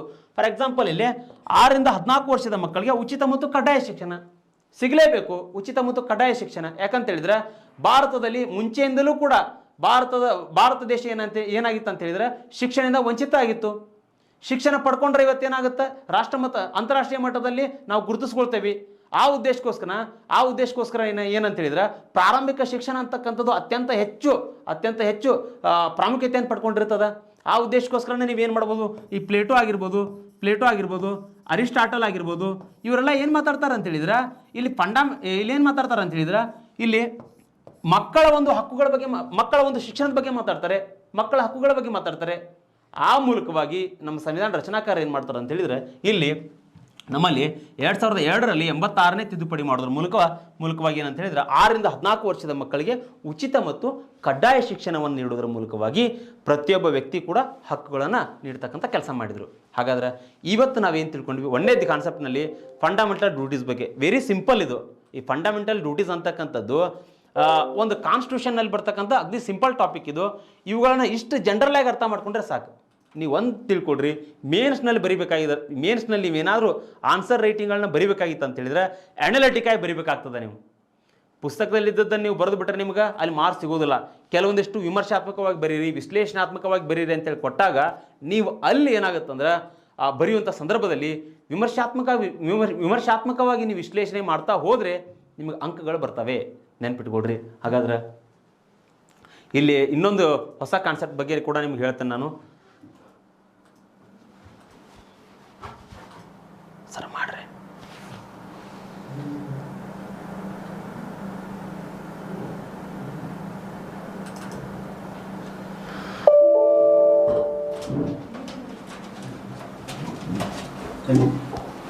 ಜಸ್ಟ್ ಕೊಡಿ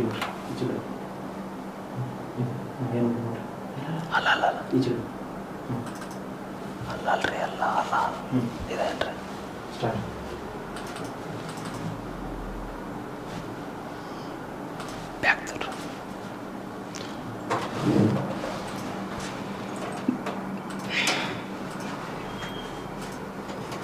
ಓಕೆ, ದಯವಿಟ್ಟು ಎಲ್ಲ ಸ್ಪರ್ಧಾರ್ಥಿಗಳಿಗೂ ಕ್ಷಮೆ ಇರಲಿ. ಕೆಲವೊಂದಿಷ್ಟು ಟೆಕ್ನಿಕಲ್ ಸಮಸ್ಯೆಯಿಂದಾಗಿ ಅಲ್ಲಿ ಸಮಸ್ಯೆ ಆಯಿತು. ಆ ಉದ್ದೇಶಕ್ಕೋಸ್ಕರ ಈಗ ಮುಂದುವರಿಯೋಣ. ಈಗ ಮುಂದುವರೆದಿರ್ತಕ್ಕಂಥ ವಿಚಾರ ಈಗ ಒಂದೇನು ತಿಳ್ಕೊಂಡ್ವಿ ಅಂತ ಹೇಳಿದರೆ ನಾವು, ಓಕೆ, ಇಲ್ಲಿ ಫಂಡಮೆಂಟಲ್ ಡ್ಯೂಟೀಸ್ ಬಗ್ಗೆ ನಾವು ಅರ್ಥ ಮಾಡ್ಕೊಂಡ್ವಿ. ಫಂಡಮೆಂಟಲ್ ಡ್ಯೂಟೀಸ್, ಈ ಮೂಲಭೂತ ಕರ್ತವ್ಯಗಳ ಬಗ್ಗೆ ನಾವು ತಿಳ್ಕೊಂಡ್ವಿ. ಮೂಲಭೂತ ಕರ್ತವ್ಯಗಳು ಆದ ನಂತರ ಓಕೆ, ಇಲ್ಲಿ ನಮಗೆ ಆ್ಯಕ್ಚುಲಿ ರಾಜ್ಯ ನಿರ್ದೇಶಕ ತತ್ವಗಳಾದ ನಂತರ ಫಂಡಮೆಂಟಲ್ ಡ್ಯೂಟೀಸ್ ಬಗ್ಗೆ ನಾವು ಅರ್ಥ ಮಾಡ್ಕೊಳ್ಬೇಕು.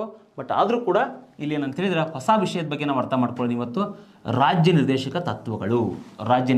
ತತ್ವಗಳು. ಹಾಗಾದ್ರೆ ಇದ್ರ ಬಗ್ಗೆ ಹಿಂದಿನ ತರಗತಿಯಲ್ಲಿ ನಾನು ನಿಮ್ಗೆ ಹೇಳ್ಕೊಟ್ಟಿದ್ದೀನಿ. ಇವುಗಳನ್ನ DPSP ಅಂತೇಳಿ ಕರಿತೀವಿ ನಾವು, directive principle of state policy. Directive principle of state policy. ಹಾಗಾದರೆ ಇಲ್ಲಿ ಸಂವಿಧಾನದ ಎಷ್ಟನೇ ಭಾಗದಲ್ಲದ 4ನೇ ಭಾಗದಲ್ಲಿ ಇವುಗಳನ್ನು ಕಾಣ್ತೀವಿ. ವಿಧಿ 36ರಿಂದ 51ರವರೆಗಿನ ವಿಧಿಗಳು ಏನು ಹೇಳ್ತಾವೆ ಅಂತ ಹೇಳಿದ್ರೆ, ಇಲ್ಲಿ ರಾಜ್ಯ ನಿರ್ದೇಶಕ ತತ್ವಗಳ ಬಗ್ಗೆ ತಿಳಿಸ್ಕೊಡ್ತಾವೆ ನಮಗೆ. 36ರಿಂದ ಹಿಡ್ಕೊಂಡು 51ರವರೆಗಿನ ವಿಧಿಗಳು. ಹಾಗಾದರೆ ಇವುಗಳನ್ನು ಯಾವ ದೇಶದಿಂದ ತೆಗೆದುಕೊಂಡಿದ್ದೇವೆ ಅಂತ ಹೇಳಿದ್ರೆ, ಐರ್ಲೆಂಡ್ ದೇಶದಿಂದ ತೆಗೆದುಕೊಂಡಿದ್ದೇವೆ ನಾವು. Ireland constitution. ಐರ್ಲೆಂಡ್ ಕಾನ್ಸ್ಟಿಟ್ಯೂಷನ್ನು ಯಾವ ದೇಶದಿಂದ ತೆಗೆದುಕೊಂಡಿದೆ ಅಂತ ಹೇಳಿದ್ರೆ, ಸ್ಪೇನ್ದಿಂದ ತೆಗೆದುಕೊಂಡಿದೆ. ಸ್ಪ್ಯಾನಿಷ್ ಕಾನ್ಸ್ಟಿಟ್ಯೂಷನ್ ಇದ್ರೆ ತೆಗೆದುಕೊಂಡಿದೆ. ಹಾಗಾದ್ರೆ ಇಲ್ಲಿ ನೀವು ಪ್ರಶ್ನೆ ಕೇಳ್ತಾರೆ, DPSPಗಳನ್ನು ಯಾವ ದೇಶದ ಸಂವಿಧಾನದಿಂದ ಎರವಲಾಗಿ ತೆಗೆದುಕೊಂಡಿದ್ದೇವೆ ಅಂತೇಳಿ ಕೇಳಿದಾಗ ನೀವೇನು ಮಾಡಬೇಕು, ಐರ್ಲೆಂಡ್ ಅಂತೇಳಿ ಹಾಕ್ಬೇಕು ಆನ್ಸರ್. Ireland constitution. ನೀವು ಅಪ್ಪಿತಪ್ಪಿಯೂ ಇಲ್ಲಿ ಸ್ಪೇನ್ ಅಂತೇಳಿ ಕೊಟ್ಟಿರ್ತಾನೆ, ಸ್ಪ್ಯಾನಿಷ್ ಅಂತ ಕೊಟ್ಟಿರ್ತಾನೆ. ಸ್ಪ್ಯಾನಿಷ್ ಅಂತೇಳಿ ಹಾಕಿದರೆ ಅದು ರಾಂಗ್ ಆಗ್ತದೆ, ತಪ್ಪಾಗ್ತದೆ. ಆ ಉದ್ದೇಶಕ್ಕೋಸ್ಕರ ಐರ್ಲೆಂಡ್ ಸಂವಿಧಾನ ಅಂದರೆ ಇದು ಐರ್ಲೆಂಡ್ ಸಂವಿಧಾನ ಅಂತೇಳಿ ನೀವು ಹಾಕಬೇಕಾಗ್ತದೆ. ಓಕೆ, ಹಾಗಾದ್ರೆ ಇಲ್ಲಿ DPSP ಬಗ್ಗೆ ನಿಮಗೆ ನಾನು ಈಗಾಗಲೇ ಮಾತಾಡಿದೆ. ಇಲ್ಲೇನಂತ ಹೇಳಿದ್ರೆ, ರಾಜ್ಯ ನಿರ್ದೇಶಕ ತತ್ವಗಳ ಬಗ್ಗೆ ಈ ಹಿಂದಿನ ತರಗತಿಯಲ್ಲಿ ಅದ್ರ ಬಗ್ಗೆ ನಾನು ಡಿಸ್ಕಸ್ ಮಾಡಿದ್ದೀನಿ. ಯಾಕೆ ರಾಜ್ಯ ನಿರ್ದೇಶಕ ತತ್ವಗಳು ನಮಗೆ ಬೇಕು, ರಾಜ್ಯ ನಿರ್ದೇಶಕ ತತ್ವಗಳು ರಾಜ್ಯಕ್ಕೆ ಕೇಂದ್ರಕ್ಕೆ ಒಂದು ಮಾರ್ಗಸೂಚಿಕೆಗಳಾಗಿವೆ, ಸೂಚಕ ಫಲಕಗಳಾಗಿವೆ ಅಂತೇಳಿ ಡಾಕ್ಟರ್ BR ಅಂಬೇಡ್ಕರ್ ಅವರು ಹೇಳ್ತಾರೆ. ಇದ್ರ ಬಗ್ಗೆ ಆಲ್ರೆಡಿ ನಾನು ನಿಮ್ಗೆ ಏನು ಮಾಡಿದ್ದೀನಿ, ಹಿಂದಿನ ತರಗತಿಯಲ್ಲಿ ರಾಜ್ಯ ನಿರ್ದೇಶಕ ತತ್ವಗಳ ಬಗ್ಗೆ ಒಂಚೂರು ಐಡಿಯಾ ಕೊಟ್ಟಿದ್ದೇನೆ. ಓಕೆ, ಹಾಗಾದ್ರೆ ಇಲ್ಲಿ ಒಂಚೂರು ರಿವೈಸ್ ಮಾಡುವ ಉದ್ದೇಶಕ್ಕೋಸ್ಕರ ಇವುಗಳನ್ನು ಇನ್ನೊಂದ್ಸಲ ಹೇಳ್ತಾ ಇದ್ದೇನೆ ನಿಮಗೆ ನಾನು. ಡಾಕ್ಟರ್ BR ಅಂಬೇಡ್ಕರ್ ಅವರು ಏನು ಹೇಳ್ತಾರೆ, ನಾವೆಲ್ ಫೀಚರ್ ಆಫ್ ದಿ ಕಾನ್ಸ್ಟಿಟ್ಯೂಷನ್ ಅಂತ ಹೇಳ್ತಾರೆ. ಅಂದರೆ ಈ ರಾಜ್ಯ ನಿರ್ದೇಶಕ ತತ್ವಗಳೇನಿದಾವಲ್ಲ, ಭಾರತದ ಸಂವಿಧಾನದ ಏನಂತೇಳಿ ಕಾದಂಬರಿ ಲಕ್ಷಣಗಳಂತೇಳಿ ಹೇಳ್ತಾರೆ. ಕಾದಂಬರಿ ಲಕ್ಷಣಗಳು, ಕಾದಂಬರಿ ಲಕ್ಷಣಗಳು ಅಂತೇಳಿ ಡಾಕ್ಟರ್ BR ಅಂಬೇಡ್ಕರ್ ಅವರು ಹೇಳ್ತಾರೆ. ಅದೇ ರೀತಿಯಾಗಿ ಡಾಕ್ಟರ್ BR ಅಂಬೇಡ್ಕರ್ ಅವರು ಇನ್ನೊಂದು ಪಾಯಿಂಟನ್ನು ಕೂಡ ಹೇಳ್ತಾರೆ, ಇನ್ಸ್ಟ್ರೂಮೆಂಟ್ ಆಫ್ ಇನ್ಸ್ಟ್ರಕ್ಷನ್ಸ್ ಅಂತೇಳಿ. Instrument of instructions.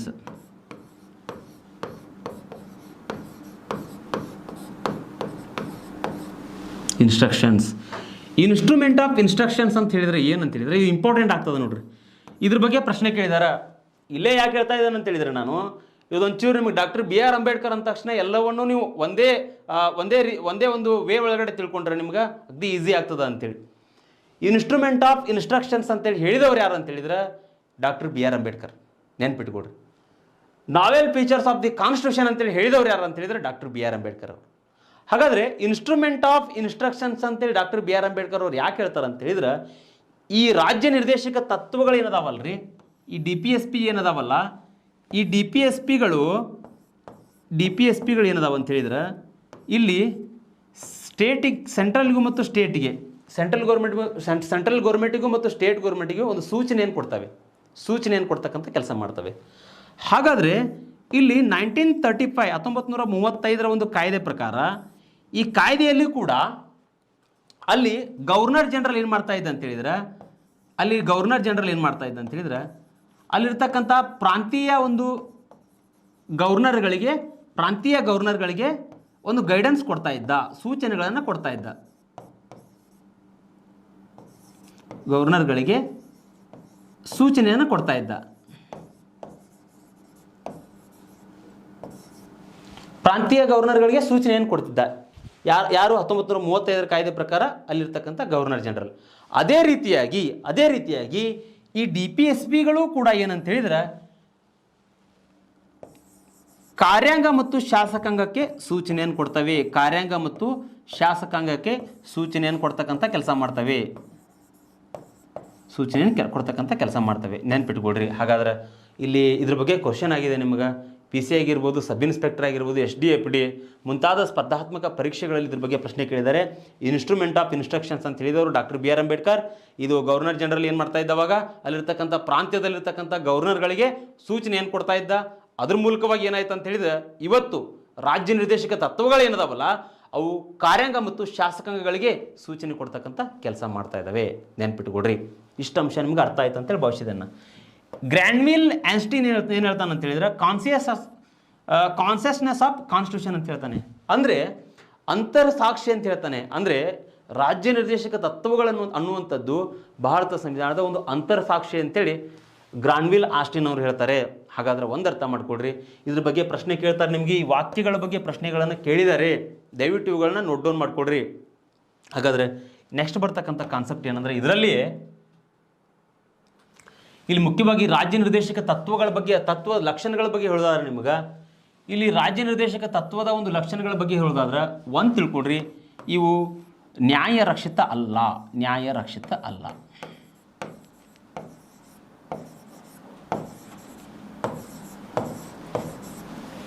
ಏನು ಸರ್ ನ್ಯಾಯ ರಕ್ಷಿತ ಅಲ್ಲ ಅಂತ ಹೇಳಿದ್ರೆ, ಮತ್ತು ಅವಾಗಿನ ತರಗತಿ ಒಳಗಡೆ ಹಿಂದ್ಗಡೆ ಫಂಡಮೆಂಟಲ್ ಡ್ಯೂಟೀಸ್ ಹೇಳ್ಬೇಕಾದ್ರೆ ಇಲ್ರಿ ಒಂದು 50% ನೀವು ಸುಪ್ರೀಂ ಕೋರ್ಟ್ ಮತ್ತು ಹೈಕೋರ್ಟಿಗೆ ಹೋಗ್ಬೋದು ಅಂತ ಹೇಳಿದ್ರಿ.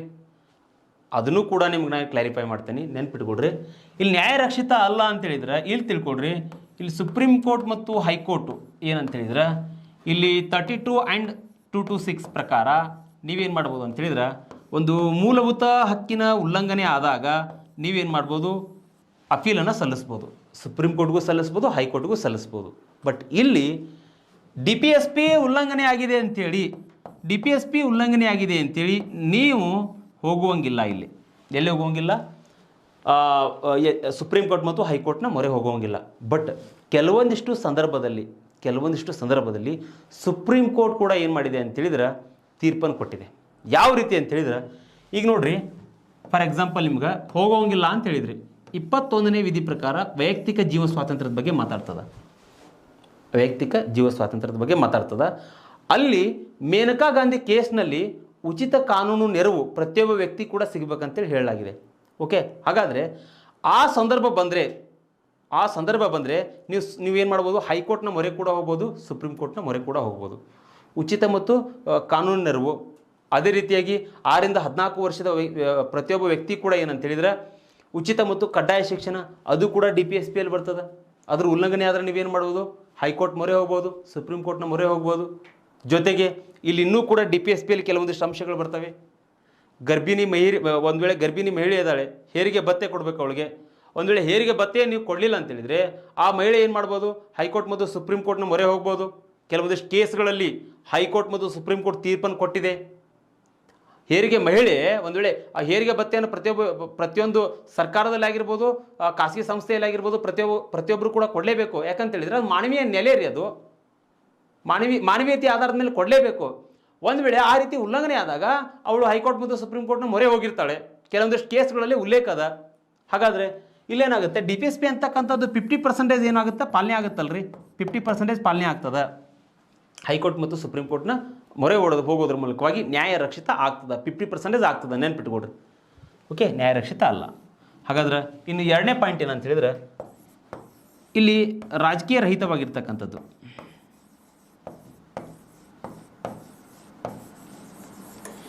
ಏನ್ರಿ ರಾಜಕೀಯ ರಹಿತ ಆಗಿರ್ತಕ್ಕಂಥದ್ದು? ಈ ರಾಜ್ಯ ನಿರ್ದೇಶಕ ತತ್ವಗಳೇನದಾವಲ್ರಿ, ಯಾವುದೇ ರಾಜಕೀಯ ಪಾರ್ಟಿಗೆ ಸಂಬಂಧಪಟ್ಟಿದ್ದಲ್ಲ, ಯಾವುದೇ ರಾಜಕೀಯ ಪಾರ್ಟಿಗೆ ಸಂಬಂಧಪಟ್ಟಿದ್ದಾಗಿಲ್ಲ ಅಲ್ಲ. ಅಂದರೆ ಇದು NDA ಆಗಿರ್ಬೋದು, NDA it means BJP, INC ಆಗಿರ್ಬೋದು, ಕಾಂಗ್ರೆಸ್ಸು, ಆಮೇಲೆ ಇಲ್ಲಿ ಏನಂದ್ರೆ ರೀಜನಲ್ ಪಾರ್ಟೀಸ್ ಆಗಿರ್ಬೋದು. ಯಾವುದೇ ರಾಜಕೀಯ ಪಕ್ಷ ಇರಲ್ರಿ, ಯಾವುದೇ ರಾಜಕೀಯ ಪಕ್ಷಕ್ಕೂ ಕೂಡ ಇವು ಸಂಬಂಧಪಟ್ಟಿಲ್ಲ.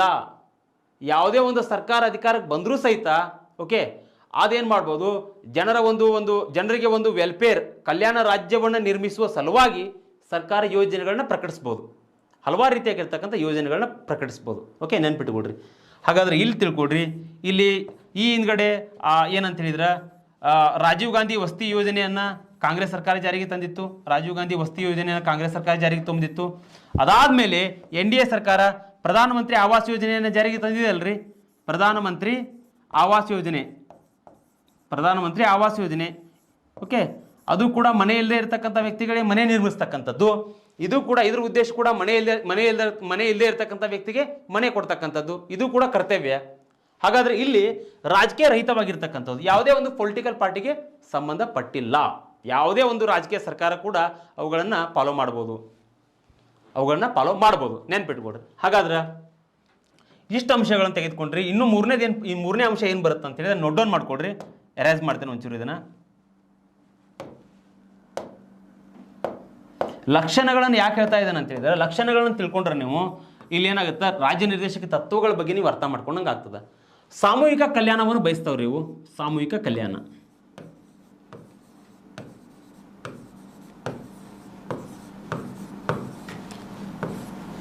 ಸಾಮೂಹಿಕ ಕಲ್ಯಾಣ ಅಂದ್ರೆ ಏನ್ರಿ ಇಲ್ಲಿ?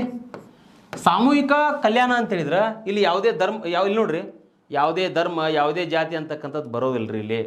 ಒಂದು ಗೌರ್ಮೆಂಟ್, ಫಾರ್ ಎಕ್ಸಾಂಪಲ್ ಒಂದು ಗೌರ್ಮೆಂಟ್ ಇದೆ ಅಂತ ಹೇಳಿದರೆ, ಓಕೆ, ಇವತ್ತಿರ್ತಕ್ಕಂಥ ಗೌರ್ಮೆಂಟು DPSPಗಳನ್ನು ಜಾರಿಗೆ ತರುವ ನಿಟ್ಟಿನೊಳಗಡೆ ಪ್ರತಿಯೊಬ್ಬ ವ್ಯಕ್ತಿಯನ್ನು ಕೂಡ ಇಲ್ಲಿ ಗಮನವಹಿಸಬೇಕಾಗ್ತದೆ. ಪ್ರತಿಯೊಬ್ಬ ವ್ಯಕ್ತಿಯನ್ನು ಕೂಡ ಗಮನವಹಿಸಬೇಕಾಗ್ತದೆ.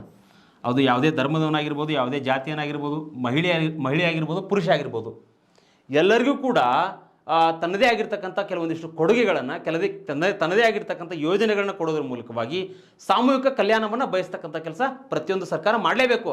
ಅದಕ್ಕೆ ಡಾಕ್ಟರ್ BR ಅಂಬೇಡ್ಕರ್ ಅವರು ಹೇಳ್ತಾರೆ, ಒಂದು ವೇಳೆ ಈ ರಾಜ್ಯ ನಿರ್ದೇಶಕ ತತ್ವಗಳ ಅನುಗುಣವಾಗಿ ಸರ್ಕಾರ ಏನಾದರೂ ಕೆಲಸವನ್ನು ಮಾಡದೇ ಇದ್ರೆ ಏನಾಗುತ್ತೆ ಅಂತ ಹೇಳಿದ್ರೆ, ಅದು ಏನಾಗುತ್ತೆ ಅಂತ ಹೇಳಿದ್ರೆ ಅಲ್ಲಿ ನೆಕ್ಸ್ಟ್ ಗೌರ್ಮೆಂಟು ಬಿದ್ದು ಹೋಗ್ತದ. ಜನರ ಕಲ್ಯಾಣಕ್ಕೋಸ್ಕರ ಸರ್ಕಾರ ಸರಿಯಾಗಿ ಕೆಲಸ ಮಾಡಲಿಲ್ಲ ಅಂತ ಹೇಳಿದ್ರೆ ಜನ ಹೇಗೆ ಆಯ್ಕೆ ಮಾಡ್ತಾರೆ? ಅವ್ರನ್ನ ಆಯ್ಕೆ ಮಾಡೋದಿಲ್ಲ. ಜನ ಆಯ್ಕೆ ಮಾಡ್ಲಿಕ್ಕೆ ಸಾಧ್ಯನೇ ಇಲ್ಲ. ಓಕೆ, ಹಾಗಾದ್ರೆ ಇದು ಕೂಡ ಅರ್ಥ ಮಾಡ್ಕೊಂಡ್ರಿ ನೀವು, ಇದು ಕೂಡ ಅರ್ಥ ಮಾಡ್ಕೊಂಡ್ರಿ. ಓಕೆ, ಹಾಗಾದ್ರೆ ಇಷ್ಟು ಸಾಕು ನಿಮ್ಗೆ. ರಾಜ್ಯ ನಿರ್ದೇಶಕ ತತ್ವಗಳ ಲಕ್ಷಣಗಳ ಬಗ್ಗೆ ಇಷ್ಟು ತಿಳ್ಕೊಂಡ್ರಲ್ಲ ಸಾಕು. ಹಾಗಾದ್ರೆ ಈ ನೆಕ್ಸ್ಟ್ ಬರ್ತಕ್ಕಂಥದ್ದು ಕಾನ್ಸೆಪ್ಟ್ ಏನಂದ್ರೆ ಇವುಗಳ ವರ್ಗೀಕರಣ. ರಾಜ್ಯ ನಿರ್ದೇಶಕ ತತ್ವಗಳ ಒಂದು ವರ್ಗೀಕರಣದ ಬಗ್ಗೆ ನಾವು ಮಾತಾಡೋಣ. ಇಲ್ಲಿ ನೋಡ್ರಿ, ರಾಜ್ಯ ನಿರ್ದೇಶಕ ತತ್ವಗಳನ್ನು ನಾವೇನು ಮಾಡಿದ್ದೀವಿ, ಮೂರು ರೀತಿಯಾಗಿ ನಾವು ವರ್ಗೀಕರಣ ಮಾಡಿದ್ದೀವಿ. ಇದ್ರ ಬಗ್ಗೆ ಹೇಳ್ತೇನೆ ನಾನು. ಹೊಸ ರಾಜ್ಯ ನಿರ್ದೇಶಕ ತತ್ವಗಳಂತ ಹೇಳಿದ್ರೆ ನಿಮಗೆ ಹೊಸದಾಗಿ ಕೆಲವೊಂದಿಷ್ಟು ರಾಜ್ಯ ನಿರ್ದೇಶಕ ತತ್ವಗಳನ್ನು ಸರ್ಕಾರ ಆ್ಯಡ್ ಮಾಡಿದೆ. ಓಕೆ, ಅದ್ರ ಬಗ್ಗೆ ನಾನು ಮಾತಾಡ್ತೇನೆ. ಬಟ್ ಪ್ರಶ್ನೆ ಕೇಳಿದರೆ ನಿಮಗೆ ರಾಜ್ಯ ನಿರ್ದೇಶಕ ತತ್ವಗಳ ವರ್ಗೀಕರಣದ ಬಗ್ಗೆ ಪ್ರಶ್ನೆ ಕೇಳಿದರೆ ಮೂರು ರೀತಿಯಲ್ಲಿ ರಾಜ್ಯ ನಿರ್ದೇಶಕ ತತ್ವಗಳನ್ನು ವರ್ಗೀಕರಣ ಮಾಡಲಾಗಿದೆ. ಅದರಲ್ಲಿ ಒಂದನೇದೇನೆಂದ್ರೆ ಸಮಾಜವಾದಿ ತತ್ವಗಳು, ಎರಡನೇದು ಗಾಂಧಿಯನ್ ಪ್ರಿನ್ಸಿಪಲ್ಸ್, ಮೂರನೇದು ಲಿಬರಲ್ ಪ್ರಿನ್ಸಿಪಲ್ಸ್, ಉದಾರವಾದಿ ತತ್ವಗಳು. ಹಾಗಾದ್ರೆ ಈ ಮೂರು ತತ್ವಗಳ ಬಗ್ಗೆ ನಾವೇನು ಮಾಡೋಣ, ಅರ್ಥ ಮಾಡ್ಕೊಳ್ತಾ ಹೋಗೋಣ. ಇಲ್ಲಿ ನೋಡ್ರಿ, ಒಂದನೇದು ಸಮಾಜವಾದಿ ತತ್ವಗಳು. ಸಮಾಜವಾದಿ ತತ್ವಗಳನ್ನು ಹೇಳುವುದಕ್ಕಿಂತ ಮುಂಚೆ ನಿಮಗೆ ಏನು ಕ್ಲಾರಿಫೈ ಮಾಡ್ತಾನೆ ಅಂತ ಹೇಳಿದರೆ, ನಾನು ಆರ್ಟಿಕಲ್ 36 ಬಗ್ಗೆ ಕ್ಲಾರಿಫೈ ಮಾಡ್ತೇನೆ. ಯಾಕಂತೇಳಿದರೆ ಇದು ಕೂಡ DPSPಯಲ್ಲಿ ಬರ್ತಕ್ಕಂಥ ಒಂದು ಆರ್ಟಿಕಲ್. ಇಲ್ಲಿ ನೋಡ್ರಿ, ಆರ್ಟಿಕಲ್ 36 ಬಗ್ಗೆ ಹೇಳುವುದಕ್ಕಿಂತ ಮುಂಚೆ ನಿಮಗೆ ಏನು ಕ್ಲಾರಿಫೈ ಮಾಡ್ತೇನೆ ಅಂತ ಹೇಳಿದರೆ, ನಾನು ಆರ್ಟಿಕಲ್ 12 ಕ್ಲಾರಿಫೈ ಮಾಡ್ತೇನೆ. 12ನೇ ವಿಧಿ ಕ್ಲಾರಿಫೈ ಮಾಡ್ತೇನೆ. 12ನೇ ವಿಧಿಯನ್ನೇ ಯಾಕೆ ಹೇಳ್ತಾ ಇದ್ರಿ ಸರ್ ಅಂತ ಹೇಳಿದ್ರೆ, ಇಲ್ಲಿ 12ನೇ ವಿಧಿ ಏನು ಹೇಳುತ್ತೆ ಅಂತ ಹೇಳಿದ್ರೆ, ಇಲ್ಲಿ ರಾಜ್ಯ ಸರ್ಕಾರ ಆಗಿರ್ಬೋದು, ಸ್ಟೇಟ್ ಗೌರ್ಮೆಂಟ್ ಆಗಿರ್ಬೋದು, ಸೆಂಟ್ರಲ್ ಗೌರ್ಮೆಂಟ್ ಆಗಿರ್ಬೋದು, ಲೋಕಲ್ ಗೌರ್ಮೆಂಟ್ ಆಗಿರ್ಬೋದು, ಸಂಸತ್ತಿನ ಅಧೀನದಲ್ಲಿ, ಪಾರ್ಲಿಮೆಂಟ್ ಅಧೀನದಲ್ಲಿ ಕಾರ್ಯನಿರ್ವಹಿಸ್ತಕ್ಕಂಥ ಯಾವುದೇ ವ್ಯಕ್ತಿ ಆಗಿರ್ಬೋದು, ಅವನನ್ನು ಏನಂತ ಕರಿತೇವ್ರು ನಾವು? ರಾಜ್ಯ ಅಂತೇಳಿ ಕರಿತೇವೆ. ಅವನನ್ನು ರಾಜ್ಯ ಅಂತೇಳಿ ಕರಿತೇವೆ. ಅವನನ್ನು, ಆ ವ್ಯಕ್ತಿಯನ್ನು ಸ್ಟೇಟ್ ಅಂತೇಳಿ ಕರಿತೇವೆ. ನಾವು ಸ್ಟೇಟ್ ಅಂತೇಳಿ ಕರಿತೇವೆ. 12ನೇ ವಿಧಿ ಹೇಳ್ತದೆ. ಇಲ್ಲಿ 36ನೇ ವಿಧಿ ಏನು ಹೇಳುತ್ತೆ ಅಂತೇಳಿದ್ರೆ, ರಾಜ್ಯ ಸರ್ಕಾರ ಆಗಿರ್ಬೋದು, ರಾಜ್ಯ ಸರ್ಕಾರ ಆಗಿರ್ಬೋದು, ಕೇಂದ್ರ ಸರ್ಕಾರ ಆಗಿರ್ಬೋದು,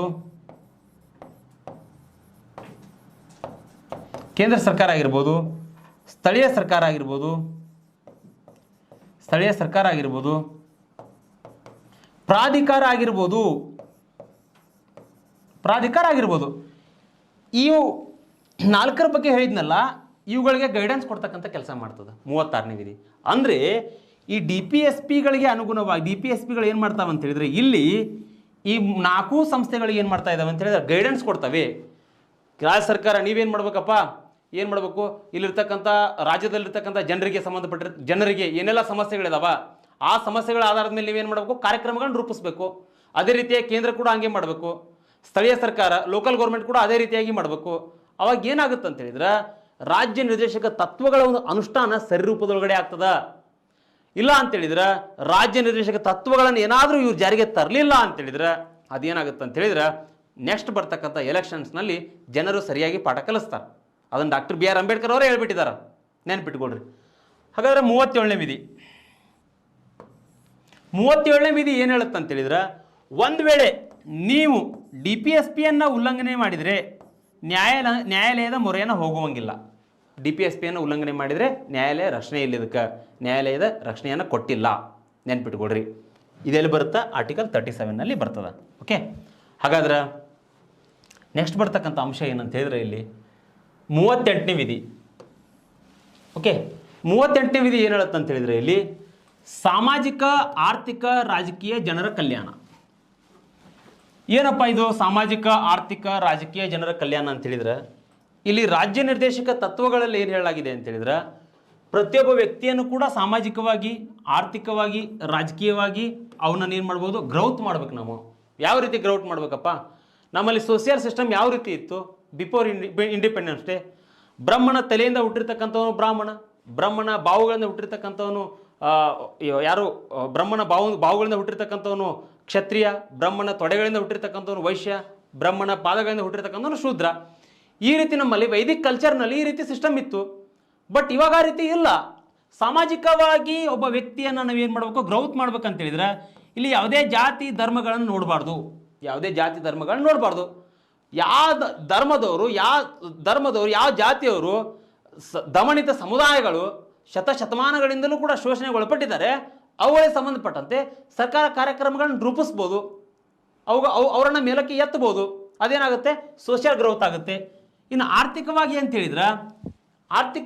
ಹೇಳಿದ್ರೆ ಇವತ್ತು ನೋಡ್ರಿ, SDG ಅಂತೇಳಿ ಮಾತಾಡ್ತೇವೆ ನಾವು. SDG ಅಂದರೆ ಇವತ್ತು ಬಳಸ್ತಕ್ಕಂಥ ನೀವೇನು ಕೆಲವೊಂದಿಷ್ಟು ಪೆಟ್ರೋಲಿಯಂ ಉತ್ಪನ್ನಗಳಾಗಿರ್ಬೋದು, ನೈಸರ್ಗಿಕ ಸಂಪನ್ಮೂಲಗಳನ್ನಾಗಿರ್ಬೋದು, ಅವುಗಳನ್ನು ಮುಂದಿನ ಪೀಳಿಗೆಗೆ ಕೂಡ ನೀವು ಉಳಿಸ್ಬೇಕು. ಅದನ್ನು ನೀವೇನು ಕರಿತೀವಿ, ಸಸ್ಟೈನೇಬಲ್ ಡೆವಲಪ್ಮೆಂಟ್ ಗ್ರೌತ್ ಅಂತೇಳಿ ಕರಿತೀವಿ. ಅದನ್ನು ನಾವು ಆರ್ಥಿಕವಾಗಿ ಸರ್ಕಾರ ಅವುಗಳನ್ನು ಮಾಡ್ತಕ್ಕಂಥ ಕೆಲಸ ಮಾಡಬೇಕು. ಇವತ್ತಿನ ಪೀಳಿಗೆಗೆ ಪೆಟ್ರೋಲ್ ಎಲ್ಲ ಖಾಲಿ ಆಯಿತು, ಇವತ್ತಿನ ಪೀಳಿಗೆ ಡೀಸೆಲ್ ಎಲ್ಲ ಖಾಲಿ ಆಯಿತು ಅಂತ ಹೇಳಿದ್ರೆ ಮುಂದೆ ಬರ್ತಕ್ಕಂಥ ಮುಂದೆ ಬರ್ತಕ್ಕಂಥ ಪೀಳಿಗೆಗೆ ನೀವು ಏನು ಉಳಿಸಿದಂಗೆ ಆಗ್ತದೆ, ಅವುಗಳನ್ನು ನೋಡ್ತಕ್ಕಂಥ ಕೆಲಸ ಸರ್ಕಾರ ಮಾಡಬೇಕು. 38ನೇ ವಿಧಿಯಲ್ಲಿ ಹೇಳ್ತದೆ. ಇನ್ನು ರಾಜಕೀಯವಾಗಿ ಅಂತ ಹೇಳಿದ್ರೆ ಪ್ರತಿಯೊಬ್ಬ ವ್ಯಕ್ತಿ ಕೂಡ ಇಲ್ಲೇನು ವೋಟ್ ಮಾಡ್ತಕ್ಕಂಥ ಪವರ್ ಹೊಂದಿದ್ದಾನೆ. ಪ್ರತಿಯೊಬ್ಬ ವ್ಯಕ್ತಿ ಕೂಡ ರಾಜಕೀಯ ಎಲೆಕ್ಷನ್ಸ್ಗಳಲ್ಲಿ ಕನ್ಸೆಪ್ಟ್ ಮಾಡ್ಬೋದು. MP ಎಲೆಕ್ಷನ್ಸ್ಗಳಾಗಿರ್ಬೋದು, MLA ಎಲೆಕ್ಷನ್ಸ್ಗಳಾಗಿರ್ಬೋದು, ಸ್ಥಳೀಯ ಸರ್ಕಾರ ಆಗಿರ್ಬೋದು. ಓಕೆ, ಪ್ರತಿಯೊಂದರಲ್ಲೂ ಕೂಡ ಪ್ರತಿಯೊಬ್ಬ ವ್ಯಕ್ತಿ ಕೂಡ ಭಾಗವಹಿಸ್ಬೋದು. ಆ ಮೂಲಕವಾಗಿ ಏನಂತ ಹೇಳಿದ್ರೆ ಸರ್ಕಾರ ಅವುಗಳಿಗೆ ಸಂಬಂಧಪಟ್ಟಂತೆ ವೆಲ್ಫೇರ್ ಸ್ಟೇಟ್ ನಿರ್ಮಾಣ ಮಾಡ್ತಕ್ಕಂಥ ಕೆಲಸ ಮಾಡಬೇಕು. ಇದು ಎದರಲ್ಲಿ ಬರ್ತದ?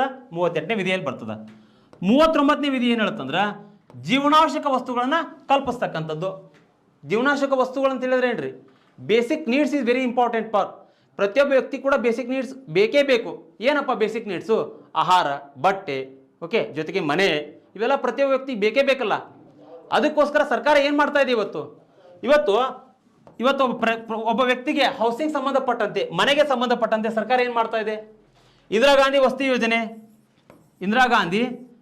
ಯೋಜನೆ, ರಾಜೀವ್ ಗಾಂಧಿ ವಸತಿ ಯೋಜನೆ, ಓಕೆ, ಪ್ರಧಾನಮಂತ್ರಿ ಆವಾಸ್ ಯೋಜನೆ, ಅವೆಲ್ಲ ಯೋಜನೆಗಳನ್ನ ಮಾಡೋದ್ರ ಮೂಲಕವಾಗಿ ಸರ್ಕಾರ ಏನು ಮಾಡ್ತಾ ಇದೆ ಅಂತ ಹೇಳಿದ್ರೆ ಇಲ್ಲಿರ್ತಕ್ಕಂಥ ಭಾರತದಲ್ಲಿ ವಾಸಿಯಾಗಿರ್ತಕ್ಕಂಥ ಪ್ರತಿಯೊಬ್ಬ ನಾಗರಿಕನಿಗೂ ಸಹಿತ ಜೀವನಾವಶ್ಯಕ ವಸ್ತುಗಳನ್ನು ಕಲ್ಪಿಸ್ತಕ್ಕಂಥ ಕೆಲಸ ಮಾಡ್ತಾ ಇದೆ.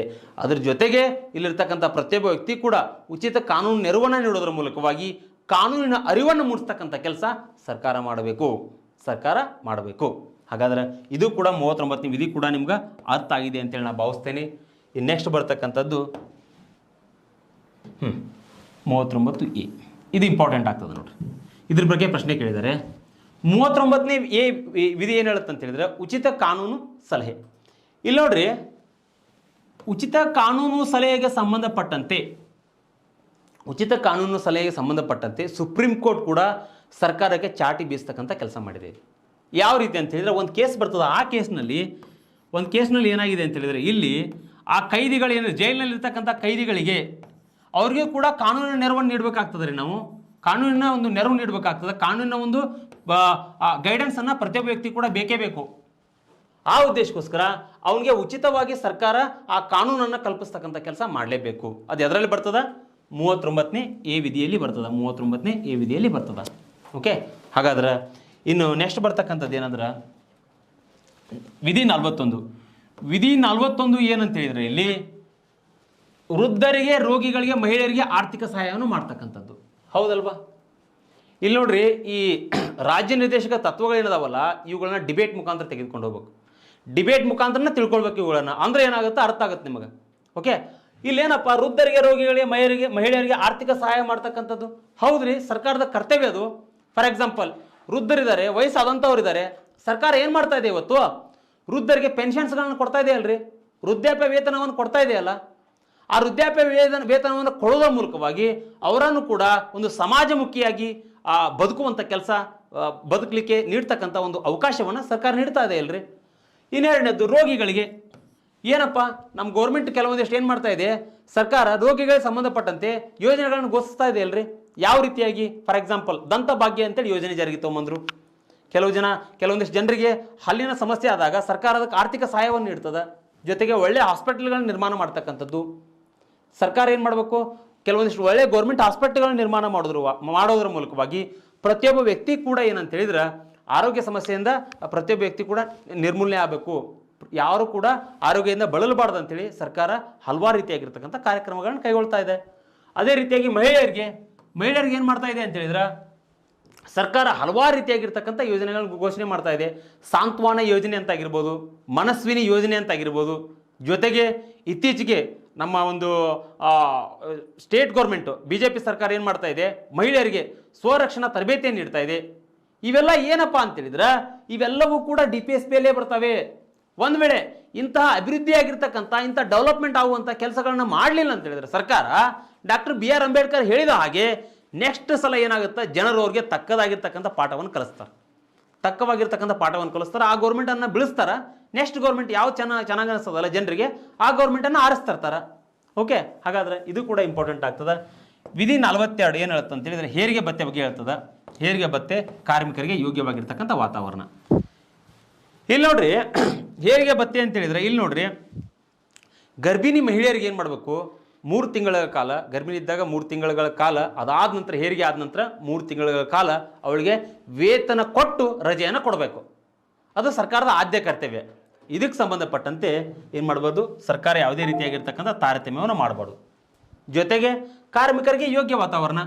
ಇಲ್ಲಿ ನೋಡ್ರಿ, ಲೇಬರ್ಸ್ ಏನದಾರಲ್ಲ ನಮ್ಮಲ್ಲಿ ಕಾರ್ಮಿಕ ಸಂಘಟನೆಗಳು ಏನದಾವಲ್ಲ, ಆ ಸಂಘಟನೆಗಳು ಹೋರಾಟ ಮಾಡೋದಕ್ಕಿಂತ ಮುಂಚಿತವಾಗಿಯೇ ಕಾರ್ಮಿಕರಿಗೆ ಸರ್ಕಾರ ಏನು ಮಾಡಬೇಕು, ಹಲವಾರು ರೀತಿಯಾಗಿರ್ತಕ್ಕಂಥ ಮಾನವೀಯತೆ ಆಧಾರದ ಮೇಲೆ ಸೌಲಭ್ಯಗಳನ್ನ ಕಲ್ಪಿಸಬೇಕು.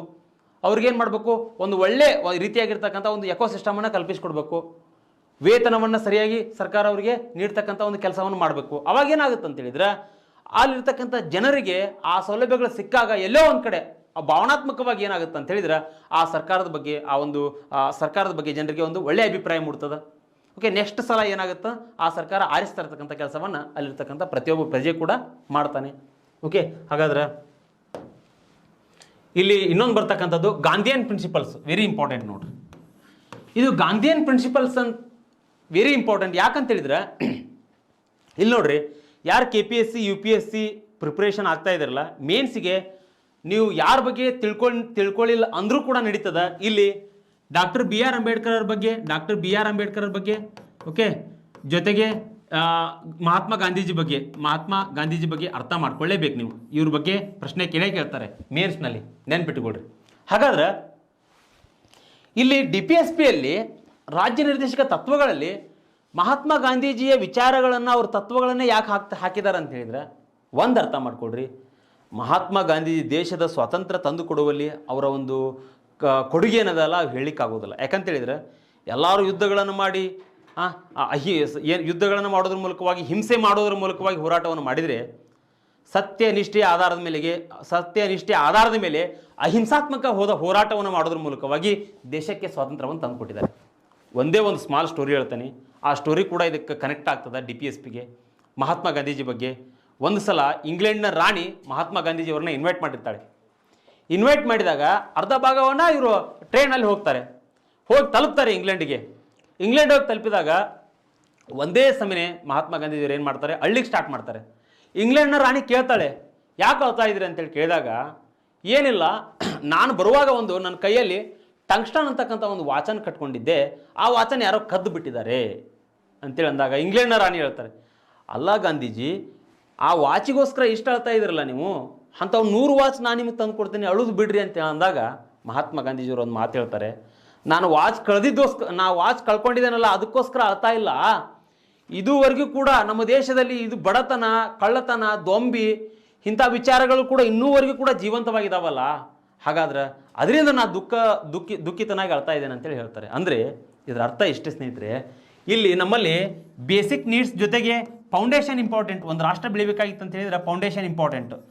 ಏನಪ್ಪ ಫೌಂಡೇಶನ್ ಅಂತ ಹೇಳಿದ್ರೆ ಇಲ್ಲಿ ಮಹಾತ್ಮ ಗಾಂಧೀಜಿಯವ್ರ ವಿಚಾರಗಳಲ್ಲಿ ಏನನ್ನು ಕಾಣ್ತೇವೆ ಅಂತ ಹೇಳಿದ್ರೆ ನಾವು ಅವ್ರು ಮುಖ್ಯವಾಗಿ ಏನು ಮಾಡ್ತಾರೆ ಅಂತ ಹೇಳಿದ್ರೆ ಒಂದು ರಾಷ್ಟ್ರದ ಬೆಳವಣಿಗೆಯಲ್ಲಿ ಪಂಚಾಯತಿಗಳ ಒಂದು ಅಭಿವೃದ್ಧಿಗೋಸ್ಕರ ಮಾತಾಡ್ತಾರೆ. ಅವರು ಪಂಚಾಯತ್ ರಾಜ್ ಸಿಸ್ಟಮ್ ಬಗ್ಗೆ ಮಾತಾಡ್ತಾರೆ. ಯಾಕಂತ ಹೇಳಿದ್ರೆ ಮೂಲಭೂತವಾಗಿ ನಾವು ಸೆಂಟ್ರಲ್ ಗೌರ್ಮೆಂಟು ಸೆಂಟ್ರಲಲ್ಲಿ ಸ್ಟೇಟ್ ಗೌರ್ಮೆಂಟನ್ನು ಕಾಣ್ತೇವೆ. ಬಟ್ ಸ್ಥಳೀಯ ಸರ್ಕಾರವನ್ನು ನೀವು ಕಡೆಗಣಿಸಿದರೆ ಅಭಿವೃದ್ಧಿ ಆಗೋದಿಲ್ಲ. ಸ್ಥಳೀಯ ಸರ್ಕಾರ ಕೂಡ ಇಂಪಾರ್ಟೆಂಟ್ ಆಗ್ತವ.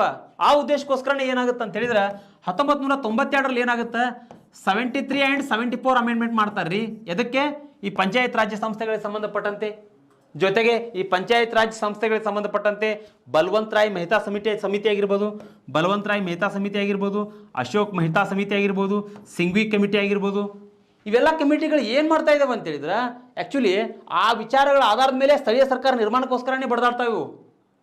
ಹೀಗಾಗಿ ಇವತ್ತೇನು ಕಾಡ್ತಾ ಇದ್ದೇವೆ ನಾವು ಜಿಲ್ಲಾ ಮಟ್ಟದಲ್ಲಿ ಜಿಲ್ಲಾ ಪಂಚಾಯತ್, ಓಕೆ, ತಾಲೂಕು ಮಟ್ಟದಲ್ಲಿ ತಾಲೂಕು ಪಂಚಾಯತ್, ಗ್ರಾಮ ಮಟ್ಟದಲ್ಲಿ ಗ್ರಾಮ ಪಂಚಾಯತಿಗಳನ್ನ ಕಾಣ್ತಾ ಇದ್ದೀವಿ. ಆ ಮೂಲಕವಾಗಿ ಏನಾಗುತ್ತೆ ಅಂತ ಹೇಳಿದರೆ ನಮ್ಮಲ್ಲಿ ಒಂದು ಪಂಚಾಯತ್ ವ್ಯವಸ್ಥೆಯನ್ನು ಬಲಪಡಿಸೋದ್ರ ಮೂಲಕವಾಗಿ ಒಂದು ಉತ್ತಮವಾಗಿರ್ತಕ್ಕಂಥ ಒಂದು ಅಭಿವೃದ್ಧಿಯನ್ನು ಕಾಣ್ಬೋದು ಅಂತೇಳಿ ಮಹಾತ್ಮ ಗಾಂಧೀಜಿಯವರ ಒಂದು ಕನಸು. ಹಾಗಾದ್ರೆ ನೆಕ್ಸ್ಟ್ ಬರ್ತಕ್ಕಂಥದ್ದು ಇಲ್ಲಿ ಮಹಾತ್ಮ ಗಾಂಧೀಜಿಯವರ ವಿಚಾರಗಳಲ್ಲಿ 43ನೇ ವಿಧಿ ಏನು ಹೇಳುತ್ತೆ ಅಂತ ಹೇಳಿದ್ರೆ ಗ್ರಾಮೀಣ ಗುಡಿ ಕೈಗಾರಿಕೆಗಳು, ಕೋಟೇಜ್ ಇಂಡಸ್ಟ್ರೀಸ್ ಅಂತೇಳಿ ಕರಿತೀವ್ರಿ ನಾವು. ಏನಪ್ಪ ಕೋಟೇಜ್ ಇಂಡಸ್ಟ್ರೀಸ್ ಅಂತ ಹೇಳಿದ್ರೆ ಇವತ್ತು ನಗರೀಕರಣದ ಪ್ರಭಾವದಿಂದ ಏನಾಗ್ತಾ ಇದೆ, ಇವತ್ತು ನಮ್ಮಲ್ಲಿ LPG ಯಾವಾಗ ಬಂತಲ್ರಿ, LPG ಇಟ್ ಮೀನ್ಸ್ ಖಾಸೀಕರಣ, ಉದಾರೀಕರಣ, ಜಾಗತೀಕರಣ. ಈ ಜಾಗತೀಕರಣ ಯಾವಾಗ ಬಂತಲ್ಲ ಅವಾಗ ಬಂದಾಗಿನಿಂದನೂ ಸಹಿತ ಗುಡಿ ಕೈಗಾರಿಕೆಗಳು ನುಚ್ಚು ನೂರಾಗಿ ಹೋಗ್ಬಿಟ್ಟಿದ್ದಾವೆ, ಅವುಗಳ ಅವನತಿ ಆಗ್ತಾ ಇದ್ದಾವೆ. ಆ ಉದ್ದೇಶಕ್ಕೋಸ್ಕರನೇ ಏನು ಹೇಳ್ತಾರೆ ಮಹಾತ್ಮ ಗಾಂಧೀಜಿಯವರು ಹೇಳ್ತಾರೆ, ನೀವು ರಾಜ್ಯ ನಿರ್ದೇಶಕ ತತ್ವಗಳಲ್ಲಿ ಬರ್ತಕ್ಕಂತಹ ಏನು ಅಂಶ ಗುಡಿ ಕೈಗಾರಿಕೆಗಳನ್ನು ನೀವೇನು ಮಾಡಬೇಕು, ಗ್ರಾಮೀಣ ಭಾಗದಲ್ಲಿರ್ತಕ್ಕಂಥ ಗುಡಿ ಕೈಗಾರಿಕೆಗಳನ್ನ ಬೆಳೆಸ್ತಕ್ಕಂಥ ಕೆಲಸ ಮಾಡಬೇಕು. ಫಾರ್ ಎಕ್ಸಾಂಪಲ್ ಮಾಡ್ತಾ ಇದೆ ಅಲ್ರಿ ಇವತ್ತು ಸರ್ಕಾರ ಮಾಡ್ತಾ ಇದೆ ಅಲ್ಲ. ಯಾವ ರೀತಿ ಅಂತ ಹೇಳಿದ್ರೆ ಸರ್ಕಾರ ಏನು ಮಾಡ್ತಾ ಇದೆ, ಯಾರು ಕಂಬಾರಿಕೆ ಮಾಡ್ತಾ ಇದ್ದಾರೆ, ಯಾರು ಬಡಿಗೆತನ ಮಾಡ್ತಾ ಇದ್ದಾರೆ ಅವ್ರಿಗೆ ಏನು ಮಾಡ್ತಾ ಇದೆ ಸರ್ಕಾರ, ನಿಗಮಗಳನ್ನು ಮಾಡೋದ್ರ ಮೂಲಕವಾಗಿ ಅವರ ಒಂದು ಬೆಳವಣಿಗೆಯನ್ನು ಮಾಡ್ತಾ ಇದೆ ಅಲ್ಲ ಸರ್ಕಾರ. ವಿಶ್ವಕರ್ಮ ನಿಗಮಗಳನ್ನು ಮಾಡಿದೆ. ಜೊತೆಗೆ ಈ ಕುಂಬಾರಿಕೆ ಅವ್ರಿಗೂ ಕೂಡ ಸರ್ಕಾರದಿಂದ ಹಲವಾರು ರೀತಿಯಾಗಿರ್ತಕ್ಕಂಥ ಸೌಲಭ್ಯಗಳನ್ನು ಮಾಡಿದೆ. ಆ ನಿಗಮಗಳನ್ನು ಮಾಡೋದ್ರ ಮೂಲಕವಾಗಿ ಸರ್ಕಾರ ಏನು ಮಾಡ್ತಾ ಇದೆ, ಆ ಸಮುದಾಯಗಳನ್ನು ಬೆಳೆಸುವುದರ ಜೊತೆಗೆ ಗುಡಿ ಕೈಗಾರಿಕೆಗಳನ್ನು ಉಳಿಸ್ತಕ್ಕಂಥ ಕೆಲಸ ಸರ್ಕಾರ ಮಾಡ್ತಾ ಇದೆ. ಓಕೆ, ಹಾಗಾದ್ರೆ ಇದು ಕೂಡ ನಿಮ್ಗೆ ಅಂಶ ಅರ್ಥ ಆಯ್ತು ಅಂತೇಳಿ ತಿಳ್ಕೊಂಡೆ ನಾನು. ಇನ್ನು 46ನೇ ವಿಧಿ ಏನು ಹೇಳುತ್ತೆ ಅಂತ ಹೇಳಿದ್ರೆ SC ST OBC ಅಂದ್ರೆ ಏನ್ರಿ, ಪರಿಶಿಷ್ಟ ಜಾತಿ ಆಗಿರ್ಬೋದು, ಪರಿಶಿಷ್ಟ ಪಂಗಡ ಆಗಿರ್ಬೋದು, ಹಿಂದುಳಿದ ವರ್ಗದವರಾಗಿರ್ಬೋದು, ಅದು ಕೂಡ ರಾಜ್ಯ ನಿರ್ದೇಶಕ ತತ್ವಗಳಲ್ಲಿ ಬರ್ತದ. ಏನಪ್ಪ ಅಂತ ಹೇಳಿದ್ರೆ ಇವತ್ತು ನೋಡ್ರಿ ಶತಮಾನಗಳಿಂದಲೂ ಶೋಷಣೆಗೊಳಪಟ್ಟಿರ್ತಕ್ಕಂಥ ಸಮುದಾಯಗಳ್ರಿ ಇವು. ಪರಿಶಿಷ್ಟ ಜಾತಿ, ಪರಿಶಿಷ್ಟ ಪಂಗಡ ಮತ್ತು ಹಿಂದುಳಿದ ವರ್ಗಗಳು. ಆ ವರ್ಗಗಳಿಗೆ ಸಂಬಂಧಪಟ್ಟಂತೆ ಸರ್ಕಾರ ಅನೇಕ ರೀತಿಯಾಗಿರ್ತಕ್ಕಂಥ ಕಾರ್ಯಕ್ರಮಗಳನ್ನು ಇವತ್ತು ಹಾಕೊಳ್ತಾ ಇದೆ. For example, best example SC ST ಜನಾಂಗಗಳಿಗೆ ಇವತ್ತು ನೀವು ಗಮನಿಸ್ಬೋದು, ಯೂನಿವರ್ಸಿಟಿಗಳಲ್ಲಿ ಓದ್ತಕ್ಕಂಥ ಹುಡುಗರು ಗಮನಿಸ್ಬೋದು, ಫ್ರೀ ಲ್ಯಾಪ್ಟಾಪ್ಗಳನ್ನು ಕೊಡ್ತಾ ಇದೆ, ಜೊತೆಗೆ ಅವರಿಗೆ ಸ್ಕಾಲರ್ಶಿಪ್ಗಳನ್ನು ಕೊಡ್ತಾ ಇದೆ, ಜೊತೆಗೆ ಫೀಸ್ ಕನ್ಸೆಷನ್ಗಳನ್ನು ಮಾಡ್ತಾ ಇದೆ. ಯಾಕೆ ಮಾಡ್ತಾ ಇದೆ? ಬೇರೆ ಜನರಲ್ ಕಾಸ್ಟ್ಗೆ ಹೋಲಿಕೆ ಮಾಡಿದರೆ ಯಾಕಂತ ಹೇಳಿದ್ರೆ ತುಳಿತಕ್ಕೊಳಗಾಗಿರ್ತಕ್ಕಂಥ ಸಮುದಾಯ. ಜೊತೆಗೆ ರಾಷ್ಟ್ರೀಯ ಹಿಂದುಳಿದ ವರ್ಗಗಳ ಆಯೋಗ, ಪರಿಶಿಷ್ಟ ಜಾತಿ ಆಯೋಗ, ಪರಿಶಿಷ್ಟ ಆಯೋಗಗಳ ಆಯೋಗ, ಓಕೆ, ಪರಿಶಿಷ್ಟ ಪಂಗಡಗಳ ಆಯೋಗಗಳನ್ನು ಮಾಡೋದ್ರ ಮೂಲಕವಾಗಿ ಆ ಸಮುದಾಯಗಳಿಗೋಸ್ಕರನೇ ಏನು ಮಾಡ್ತಾ ಇದೆ, ಆ ಸಮುದಾಯಗಳನ್ನು ಮೇಲಕ್ಕೆ ತರ್ತಕ್ಕಂಥ ಕೆಲಸ ಸರ್ಕಾರ ಮಾಡ್ತಾ ಇದೆ. ಹಾಗಾದ್ರೆ ಇದು ಕೂಡ ನಿಮ್ಗೆ ಅಂಶ ಅರ್ಥ ಆಯ್ತು ಅಂತೇಳಿ ನಾನು ಭಾವಿಸ್ತೇನೆ. ಓಕೆ, ಹಾಗಾದ್ರೆ ಇಲ್ಲಿ ನೋಡ್ರಿ, ಇಲ್ಲಿ ನೆಕ್ಸ್ಟ್ ಬರ್ತಕ್ಕಂಥದ್ದು 47ನೇ ವಿಧಿ ಮತ್ತು 48ನೇ ವಿಧಿ. ಓಕೆ, 47 ಮತ್ತು 48ನೇ ವಿಧಿ. ಇಲ್ಲಿ ನೋಡ್ರಿ 47ನೇ ವಿಧಿ ಇಲ್ಲಿ ಏನಾಗುತ್ತೆ, ಇದೊಂದು ಪಾಯಿಂಟನ್ನು ಹೇಳ್ತೇನೆ ನಾನು. 47ನೇ ವಿಧಿ ಏನಾಗುತ್ತೆ ಅಂದ್ರೆ ಯಾವುದೇ ಒಂದು ರಾಜ್ಯ ವೆಲ್ಫೇರ್ ಸ್ಟೇಟ್ ಆಗ್ಬೇಕಂತ ಹೇಳಿದ್ರೆ, ಕಲ್ಯಾಣ ರಾಜ್ಯ ಆಗ್ಬೇಕಾಯ್ತು ಅಂತ ಹೇಳಿದ್ರೆ ನಾವು ಮದ್ಯಪಾನವನ್ನು ನಿಷೇಧ ಮಾಡಬೇಕು, ಜೊತೆಗೆ ಮಾದಕ ವಸ್ತುಗಳನ್ನು ನಿಷೇಧ ಮಾಡ್ಬೇಕಂತ ಹೇಳ್ತೇವೆ. ಕೆಲವೊಂದಿಷ್ಟು ರಾಜ್ಯಗಳಲ್ಲಿ ಇವುಗಳನ್ನು ನಿಷೇಧ ಮಾಡಲಾಗಿದೆ. ಗುಜರಾತ್ ಆಗಿರ್ಬೋದು, ಆಮೇಲೆ ಕೆಲವೊಂದಿಷ್ಟು ಈಶಾನ್ಯ ರಾಜ್ಯಗಳಲ್ಲಾಗಿರ್ಬೋದು ಈ ಮದ್ಯಪಾನಗಳನ್ನು ಏನು ಮಾಡಿದೆ, ನಾವು ಬ್ಯಾನ್ ಮಾಡಿದ್ದೇವೆ. ಬಟ್ ಈ ಆಲ್ಕೋಹಾಲ್ಗಳನ್ನು ಡ್ರಗ್ಸ್ಗಳನ್ನು ನಮ್ಮ ಕರ್ನಾಟಕದಲ್ಲಿ ಬ್ಯಾನ್ ಮಾಡಲಾಗಿದೆ. ಬಟ್ ಆಲ್ಕೋಹಾಲ್ಗಳನ್ನು ಕರ್ನಾಟಕದಲ್ಲಿ ಬ್ಯಾನ್ ಮಾಡಿಲ್ಲ. ಯಾಕಂತ ಹೇಳಿದ್ರೆ ಸರ್ಕಾರಕ್ಕೆ ಅತಿ ಹೆಚ್ಚು ಆದಾಯ ಬರ್ತಕ್ಕಂಥ ಒಂದು ಆದಾಯದ ಮೂಲ. ಬಟ್ ಗಾಂಧೀಜಿಯವರ ಪರಿಕಲ್ಪನೆ ಏನಾಗಿತ್ತು, ನೀವು ರಾಜ್ಯ ನಿರ್ದೇಶಕ ತತ್ವಗಳಲ್ಲಿ ವೆಲ್ಫೇರ್ ಸ್ಟೇಟ್ ನಿರ್ಮಾಣ ಮಾಡಬೇಕಾಗಿತ್ತು ಅಂತ ಹೇಳಿದ್ರೆ ಅವುಗಳನ್ನ ನೀವೇನು ಮಾಡಬೇಕು, ಬ್ಯಾನ್ ಮಾಡಬೇಕು. ಬ್ಯಾನ್ ಮಾಡಿದ್ರೆ ಏನಾಗುತ್ತೆ ರೀ, ವೆಲ್ಫೇರ್ ಸ್ಟೇಟು ನಿರ್ಮಾಣ ಆಗ್ತದೆ. ಯಾಕೆ ಹೇಳ್ತಾ ಇದ್ದೇನೆ ಅಂತ ಹೇಳಿದ್ರೆ ಇವತ್ತು ಆಲ್ಕೋಹಾಲ್ ಸೇವನೆ ಮಾಡುವುದರಿಂದ ಆರೋಗ್ಯಕ್ಕೂ ಹಾನಿಕರ, ಜೊತೆಗೆ ಕುಟುಂಬ ಹೊಡಿತಾ ಇದ್ದಾವೆ. ಇವತ್ತು ಅನೇಕ ಜನ ಸ್ತ್ರೀಯರ ಮೇಲೆ ಶೋಷಣೆ ಆಗ್ತಾ ಇದ್ದಾವೆ. ಆ ಉದ್ದೇಶಕ್ಕೋಸ್ಕರ ಸರ್ಕಾರ ಏನು ಮಾಡಬೇಕು, ಆ ಆಲ್ಕೋಹಾಲ್ಗಳನ್ನು ಬ್ಯಾನ್ ಮಾಡ್ತಕ್ಕಂಥ ಕೆಲಸ ಮಾಡಬೇಕು. ಆ ಮೂಲಕ ಮಾಡುವುದರ ಮೂಲಕವಾಗಿ ನಾವು ವೆಲ್ಫೇರ್ ಸ್ಟೇಟ್ ಕಲ್ಯಾಣ ರಾಜ್ಯವನ್ನು ನಿರ್ಮಿಸಬೇಕು. ಹಾಗಾದರೆ ಡಿಯರ್ ಸ್ಟೂಡೆಂಟ್ಸು, ಇವತ್ತಿನ ಭಾಗ ಏನು ತಿಳ್ಕೊಂಡು ನಾವು ಫಂಡಮೆಂಟಲ್ ಡ್ಯೂಟೀಸ್ ಬಗ್ಗೆ ಅರ್ಥ ಮಾಡ್ಕೊಂಡ್ವಿ, ರಾಜ್ಯ ನಿರ್ದೇಶಕ ತತ್ವಗಳ ಬಗ್ಗೆ ಅರ್ಥ ಮಾಡ್ಕೊಂಡ್ವಿ. ಓಕೆ, ಹೀಗಾಗಿ ಇವತ್ತಿನ ತರಗತಿಯನ್ನು ಇಲ್ಲೇ ಮುಗಿಸ್ತಾ ಇದ್ದೇನೆ. ಮುಂದಿನ ತರಗತಿಯಲ್ಲಿ ನಾವೇನು ಮಾಡೋಣ, ಇನ್ನೂ ಕೂಡ ಅತಿ ಹೆಚ್ಚು ಮಾಹಿತಿಗಳನ್ನು ಬೇರೆ ವಿಷಯದ ಬಗ್ಗೆ ತಿಳಿದುಕೊಳ್ಳೋಣ ಅಂತ ಹೇಳ್ತಾ ಎಲ್ಲರಿಗೂ ನಮಸ್ಕಾರ.